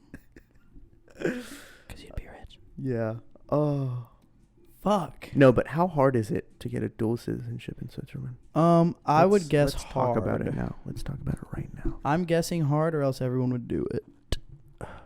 I think But Jordan the thing is, Belfort ruined that for all of us. Okay, so the thing is, I don't think everyone would do it because not everybody is doing what we're going to do. Isn't it crazy? But I think it's possible. Isn't it crazy that Let's look up the law. there are people who think it's morally wrong to try to pay less taxes? That's insane to me. So overarching, let's widen our broaden our vision. Yes. Overall, Big picture. big picture. On paper, taxes are great. Taxes rebuild your community. Taxes are meant to help your community on things that you don't want to outright pay for, and they let you live in a safe, loving community. That's fine. Yes. I don't mind paying taxes. Sure. I don't like paying taxes, but I don't mind paying taxes. Sure. I get the idea of taxes. When we look into what our taxes are going into, that's when I'm like, why would I pay taxes? Bingo. If there was a way To determine what your money goes to like, if at the end of the year, when your taxes get collected, if there was like a sheet of paper where you could check off where you want your taxes to go to Yes. and the amount, that would be super ideal. I think you would. That's what I would. I think you'd love. find people paying more They would, than they're obligated to pay. Yeah. But here we are putting $500 trillion into our military budget Yeah. just so people in Vegas can fly around jets for fun. Ugh. Dude, the amount of waste. Here's the thing. What are we doing? Yeah, what are we doing? The thing about the military budget. This is a hot take. I know. You either love the military or you don't. Fuck people who love the military. I loved the military for a long time. Die on that hill. If you love our military, you need help. Here's the thing. You need to find a better hobby. I think a lot of people find better interests. I think a lot of people get that way because they love the idea that America is the most powerful warhouse on the planet, and I get it. It is intoxicating to feel like you are part of the most powerful gang in the world, in the history of the world, except for maybe Genghis Khan. I get it, dude. And Hitler. Yeah, true. But here's the thing about it, guys, and if you don't agree with this, you will when you get older. We don't need to spend this much money on the government on the military, because the military has such a gargantuan waste problem as far as wasting money. Let me tell y'all, if you don't know anyone who is in the military, let me fill you in. The military goes out of its way on a regular basis to waste money. Literally, they buy extra ammunition, extra supplies, extra everything, and just blow through it on purpose when they don't need it. Because if they don't, then the next year, their budgets get reduced. Because obviously, like with any good accounting, you look at the previous year's expenditures to forecast what you're going to need for next year. Mm-hmm. So if they leave any surplus, anything at all, food, ammunition, anything. If they leave jet fuel, apparently. Jet fuel is a big one, believe it or not. If they leave anything extra or report that they, at any point, report they had more than they needed, then they get less the next year. And we all know this is America and you can never have less.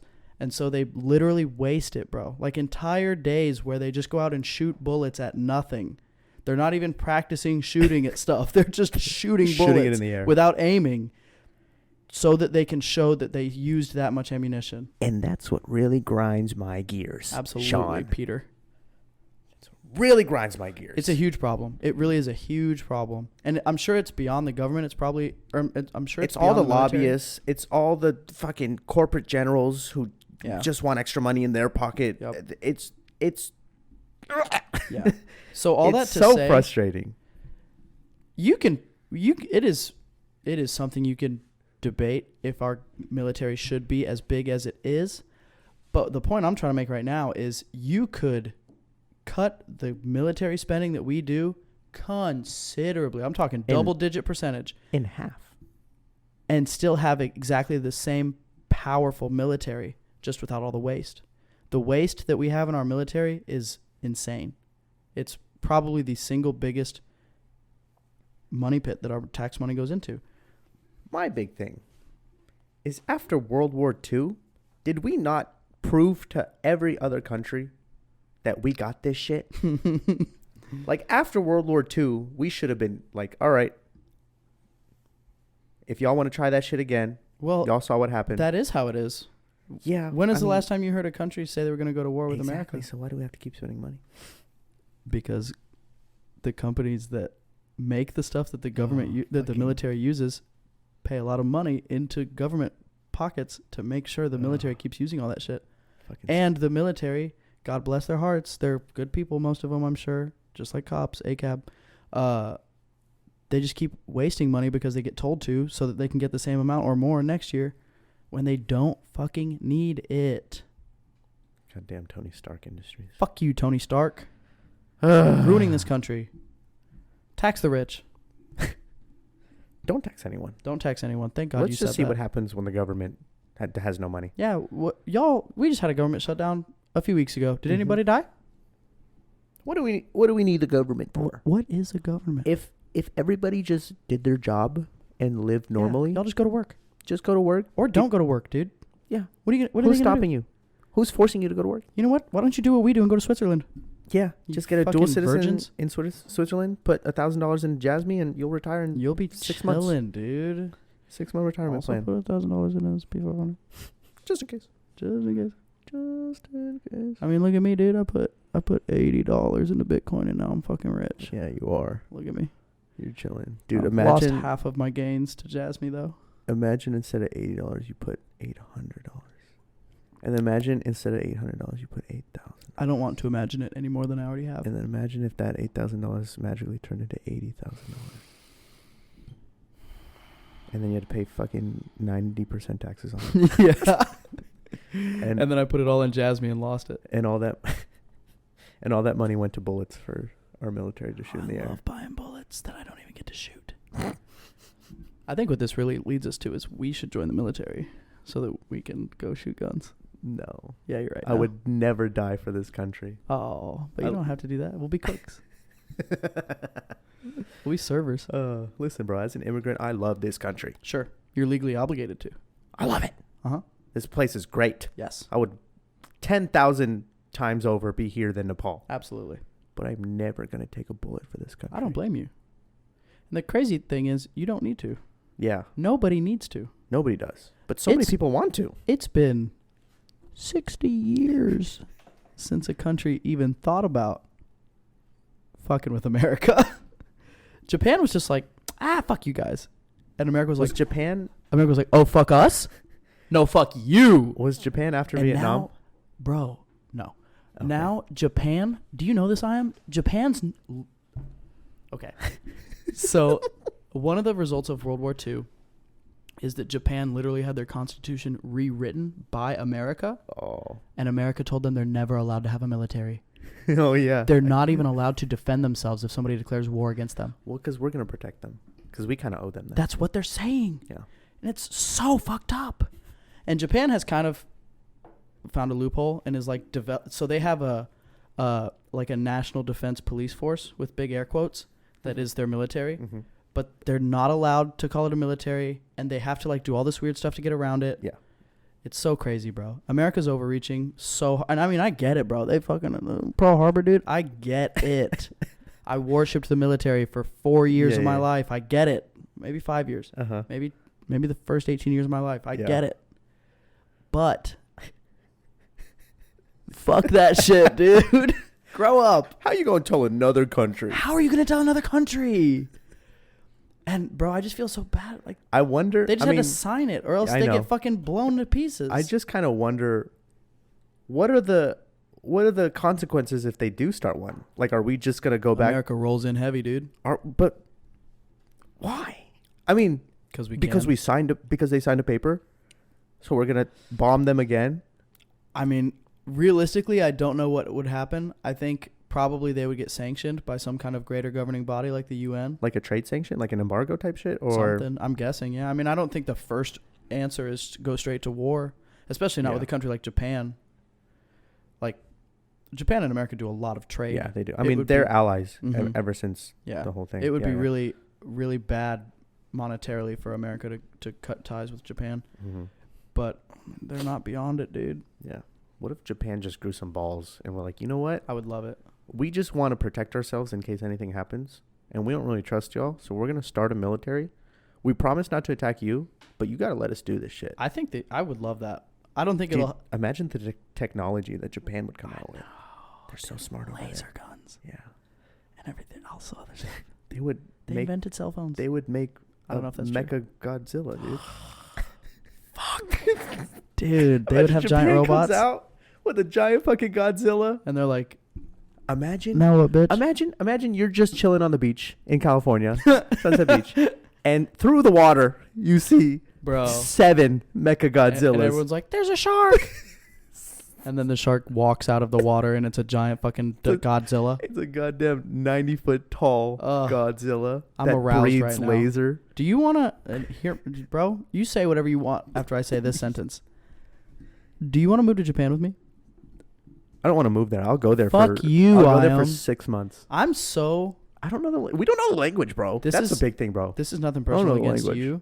I'm so goddamn sick and tired of asking my friends to drop everything in their lives and move to a different place with me forever, and they don't say yes. Yeah, that's fair. Is nobody else no one's fed up with their lives as me?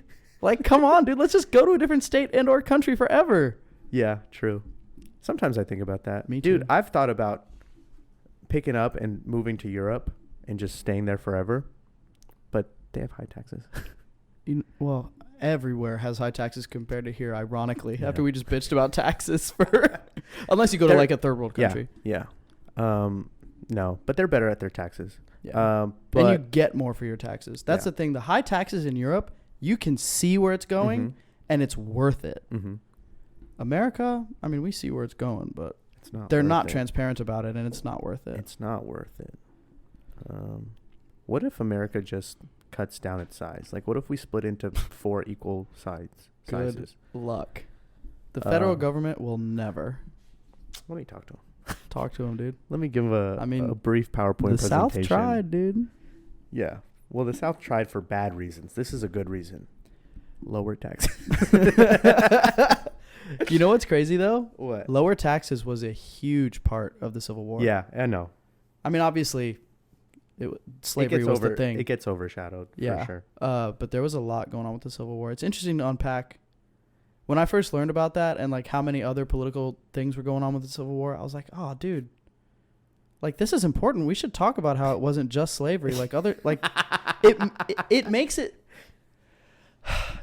it feel like, you know how like the victor of any war Yeah. writes the history of like what actually happened and you Uh-huh. never get to know the real story. It kind of felt like that to me. And I was like, bro, these things are worth talking about because it's like states' rights and shit. And I mean, obviously the root of saying that states have the right to determine if slavery is legal or not is stupid and wrong. Yes. But going to war over federal versus state authority to govern things is valid. Mm-hmm. It just so happens that war happened over the one thing that's like obviously shouldn't even be open Yeah. a question about who gets to determine. It's just Uh-huh. universally not a thing that you do. Yeah. Yeah. But states' rights is an important thing. Yes. And now we've come to a time where, this is going to sound so bad. We're kind of over that whole reason. I mean, we put that in the past for Yes. sure. It's not coming back. Yes, is what I yes. mean. Yeah. So now, why don't we fight for something else? Like Lower what? taxes. Yeah. Yeah. Why don't we fight for other things? You know, we could come up with a reason to secede. You talking about going to war? No. Just Oh. politely asking to not be controlled. Oh, we do that all the time. Yeah. But if any state's gonna secede, it's Texas. Uh-huh. People get real uppity about that now. I know. It's really not cool to talk about Texas seceding anymore. Well, let's just look at what happened in England with Brexit. I feel like nothing happened. Maybe I'm speaking in I ignorance also don't here. really know what happened. To be But fair. I mean, obviously, when Brexit happened, it was such a funny like meme it thing. wasn't me. Everyone who was down for it was like, yeah, whatever, fuck it, let's get out of here. But Uh-huh. also they had a lot of legitimate grievances with the Yeah. European Union. And everybody who wasn't down with it was like, you're literally going to destroy the fucking world if you do this. Uh-huh. And then they did it. And Britain Great Britain. Great Britain left the European GB. Union. And I mean, maybe it's because I don't live there, but it feels like fuck all changed. Yeah, I wonder what actually did change. We should have a British person fly in and talk to us about what happened. We should. I think the biggest single thing that changed is they don't use the same currency anymore. They don't? No. What do they use? So the European Union uses euros, and I think Great Britain uses British pounds. Oh, I thought they were I interchangeable. think. Maybe. But in any case, the euro is in the garbage compared to the British pound. Yeah. So fuck off, European Union. Do you think we would change our currency? It wouldn't be the U.S. dollar anymore. Well, the thing is, you don't have to be part of a country to use their currency as your national currency. You just have to. I mean, the Pay American them. dollar was the national currency of El Salvador before they adopted the Bitcoin. So I think in an imaginary world where anybody ever seceded from the U.S., which wouldn't happen because the federal government would definitely go to war over that before they let it happen. Yeah. But if it ever did happen, I think that newly founded seceded place would probably want to make their own currency, just basically to say they did. Mm-hmm. But realistically, I don't think the U.S. dollar would ever stop being accepted as a currency there. I feel like nowadays, if any country is to secede, I think it'd be California. I think they probably have more desire than Texas at this point. But I don't think The thing about that is, I think the federal government's behavior is more in line with California than most other states.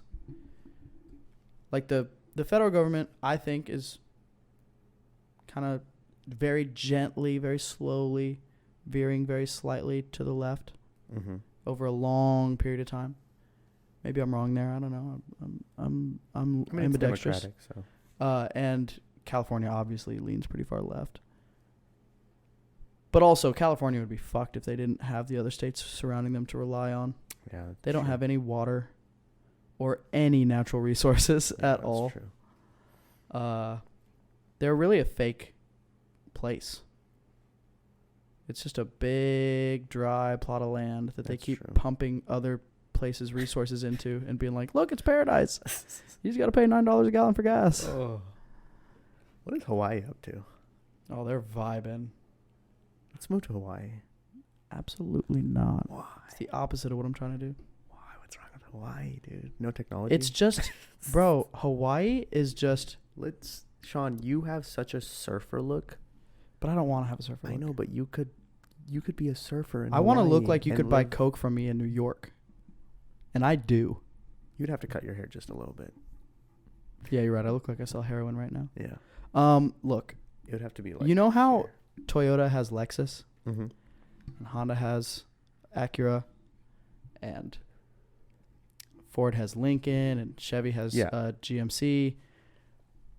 In that same way, Galveston has Hawaii. Hawaii is just a nicer Galveston. I just feel like that's such a stretch. Look, bro, That was. when you think about it, fundamentally, they're the same place. You go, There's no. it's salty everywhere. Okay. It smells like water. But there's not good food in Galveston. And it's Sure, not, there. Oh, bro, you're crazy. There's really good food in Galveston. Yeah, it's okay. It's all Louisiana food, but there's some really good food in Galveston, and also all the other normal Texas shit. But they're both salty. They both have water around them. They both have a lot of locals running around without shirts on and just wearing cargo shorts, and that's it. Mm-hmm. I bet I don't there's think they're wearing cargo shorts. I bet there's a lot of golf carts driving around Hawaii, just like Galveston. I bet they look cooler though. Golf carts with banging sound systems in them. I bet there's a lot of motorcycles in Hawaii. I bet you there's not, because you have to import those, and I bet there's not enough of a market in Hawaii to sell a lot of. Oh, there has to motorcycles. be. It's so on it. You're on an island. Yeah, with you a gotta bring beach. stuff with you. You know what? There's a lot of in Hawaii. Backpack. Jeeps. Yes. Fuck that. I don't ever want to be anywhere where there's a lot of Jeeps, dude. And if you own a Jeep, fuck you. I'm saying it right now, dude. Is this the hill you're gonna die on? This is the hill I'm dying on. I've never met one single person with a Jeep that was cool, except you, Nick. I love you, dude. If you ever listen to this, Fuck you, Nick. You own a Jeep. he doesn't own it anymore. Oh. He drives a Honda Accord now. Hell Good yeah. man. Fuck yeah. We love a He's gonna swap a 2JZ Sedan. into it. That's what? a deep cut. It's the motor from a Supra. Oh, dude. Let's start an exotic car rental company. Okay. You know what Chip and Angelo were saying about the NFT? Not NFT. Sorry, the metaverse. What? They have, and I'm gonna credit them because they were the first idea, or they were the first people to tell me that this was their thought. So if it actually ends up happening, you guys are fortune tellers. Shout out Chip and Angela. They said that the metaverse is going to be such a big thing, years down the line, where it's going to turn into where the middle class and the poor people are going to use the metaverse like the most, because that's their escape to like finer things. And then your 1%, your uber rich, are going to be the only people who are actually going to be doing things in real life, because they it's really they already have the like that with money. the internet. They have the money in order to do things. Real life things. So they would take a break from their metaverse, Mhm. and then they would go out and they would actually do the thing, because they have Interesting. the wealth to do it. And I was telling them, I was like, so do you think like exotic car rentals are going to be like high in demand, since everybody's going to be doing it on the metaverse, but when they want to like dive into the actual feeling of it, they'll pay a premium, because, demand will be lower. So the price goes up. Simple economics. And yeah, I was just like, maybe we should just start a rental luxury car company right now, solidify it, and then once the price goes up, and time goes on, then we'll just bank on that and be billionaires. The thing about starting a business like that is you have to have a lot of capital already. Yeah, let's just rob a bank. Oh, okay. Bet. Let's Dude, rob every Coinbase. every time I drive past the National Treasury in Houston, that big old bank, I'm like, how hard do you think it is to steal from there? You ever watch Ocean's 11? No, but you ever watch You've never watched Ocean's 11? No. Put it on the list. Okay. God, Iam, you are uncultured. Dude. Have you ever watched what is this movie? I know he's in it. You ever watch the heist episode of Rick and Morty? Is it the new season? Yeah. No. Grow up. What is this movie? Taker. You ever watch Takers? No. You should watch Takers. It's about a bank robbery. You ever watch Money Heist? Yeah. I haven't. I've started it a couple times. I will say We after should watching watch that. Yeah, after watching Money Heist, I was like, dude, we could rob a bank. Yeah, we easily could. Every time I watch a movie where somebody robs a bank, I'm like, I'm in. This is so All you easy. really need is a voice modulator. My biggest thing is you go to a small town. Oh, I can tell you right now, this is the exact plot of Grand Theft Auto 5. You go to a small town. There's 3 of you. Or 4. 3's I better. think 3 is the good number. 3's better. Yeah. You have 1 getaway driver and two accomplices. 2 or 2 operators. people. You go in there, you hit 2 of their banks, and then you drive away. And you get past state lines, and you go back to your home. I'm talking, we would rob a bank way up north. So on the drive down, they can't catch us. Yeah. And then we come back, and we have so much money. And then we funnel that money into our investment portfolio, into businesses, clean it up a little bit. Sure. You know what I mean? And then we just really kickstart our financial careers.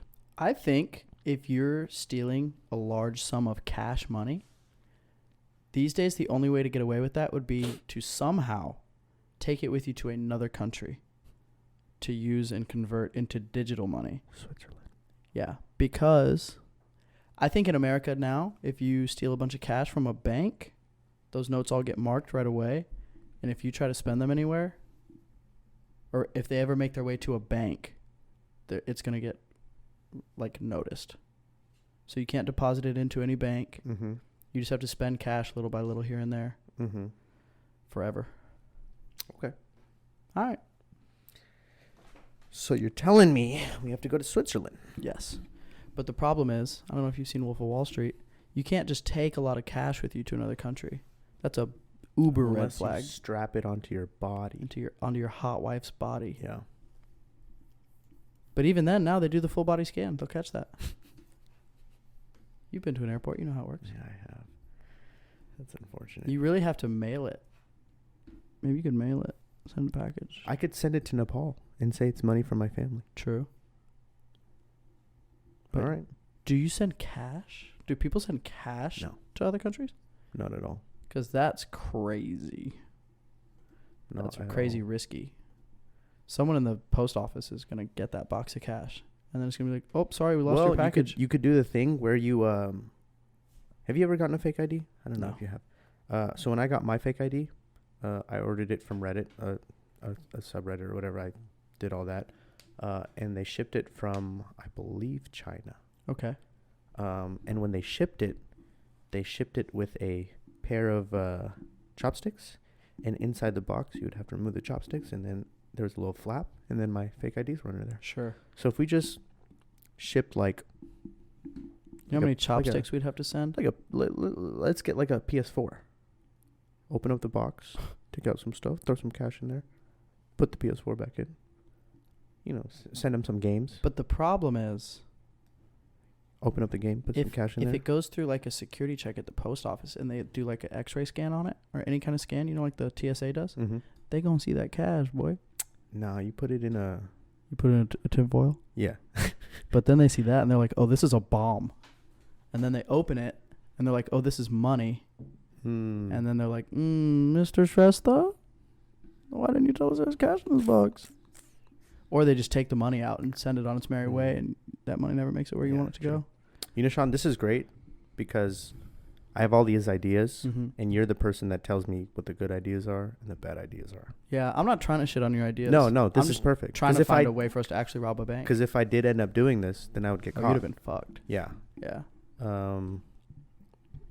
We could get a steel chamber Okay. that is naked to scans, or we could create our own technology Oh. where when it's scanned, it doesn't reveal the It inside. just looks empty. Yeah.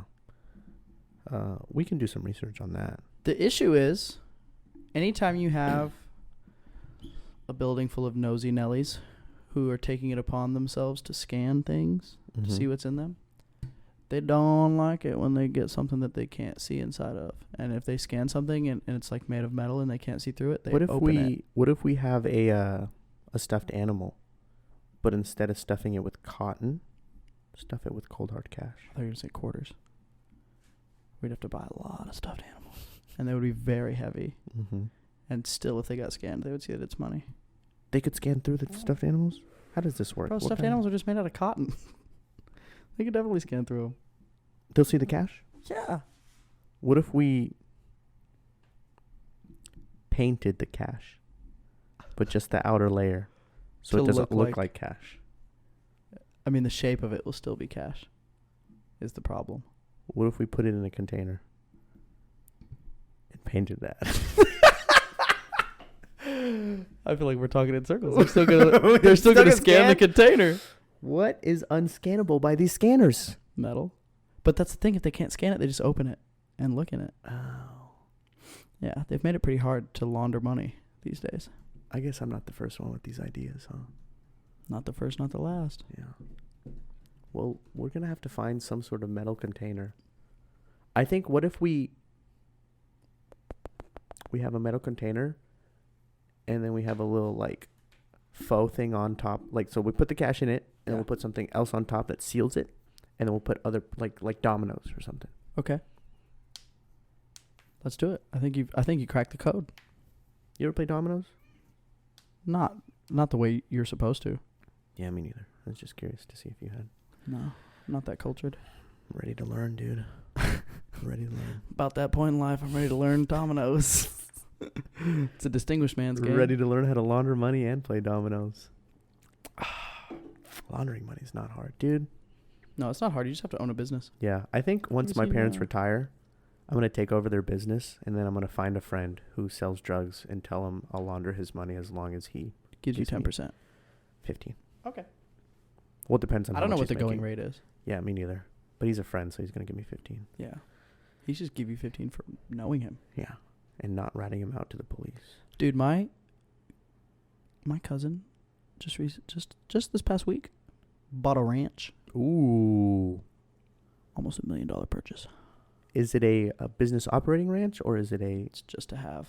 just I mean, to I'm sure they're going to hunt out there. okay. Wow. Yeah.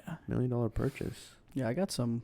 How much land? How many acres? I do not know. Hmm. I didn't get any details. I just heard about it on a very surface level. Okay. We should go up to his ranch and hang out with him, her, Yes. Him and his wife. him and his wife. How old are they? They're in their late 30s, early 40s. Are they cool? Late 30s. They're pretty cool. I'd They're love pretty to. cool. I'd love to They have. lean a right ranch for sure, but That's fine, yeah, that's fine. dude. I can He's play a actually leaning right person. University of Houston alumni. Played on the baseball team. Oh, that's Full ride on the baseball team. perfect. Yeah. We could talk about baseball all day. Mm-hmm. Well, maybe for like And 30 minutes. his wife is, if I remember correctly, she's the heiress She's a queen, to one of the biggest insurance companies in Houston. which is I shouldn't say. okay. It has her family's last name in it. Oh, okay.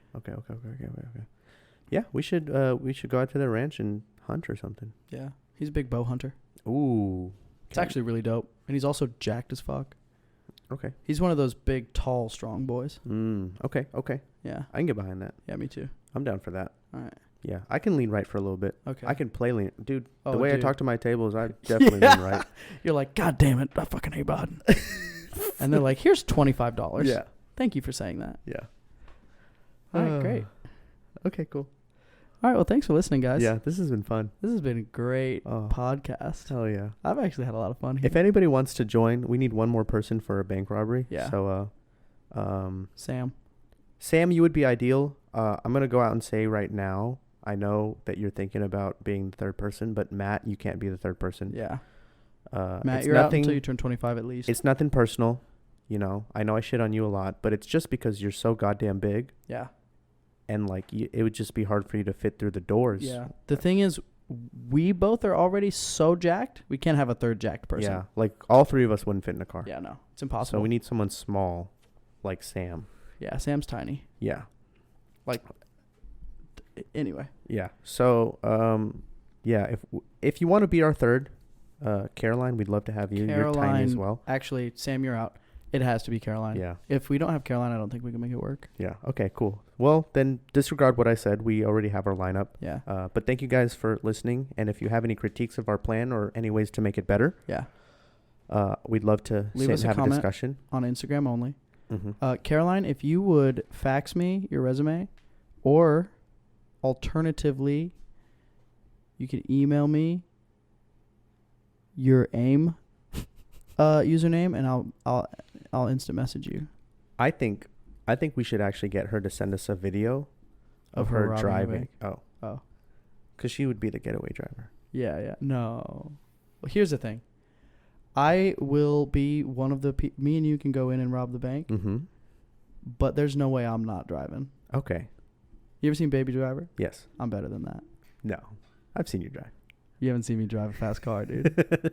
When I tell you, look, everyone likes to say they're a good driver. Yeah. I also like to say I'm a good driver. Uh-huh. But I mean it. Okay. And I don't just mean I can do crazy shit, because anyone can do crazy shit. I can do crazy shit without dying. Yeah. Or without getting hurt. I'm bro. Okay. I trust you. Okay, thank you. All right. Well, we need to That was a moment. Submit a video of us.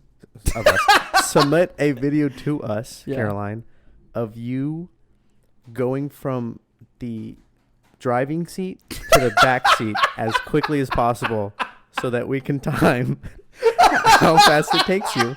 Caroline, And then we really just want you to come hang out with us while we rob a bank. And you can tell us stories. So as we're running out the bank, we need to see how quick you can get from the driver's side to the back seat.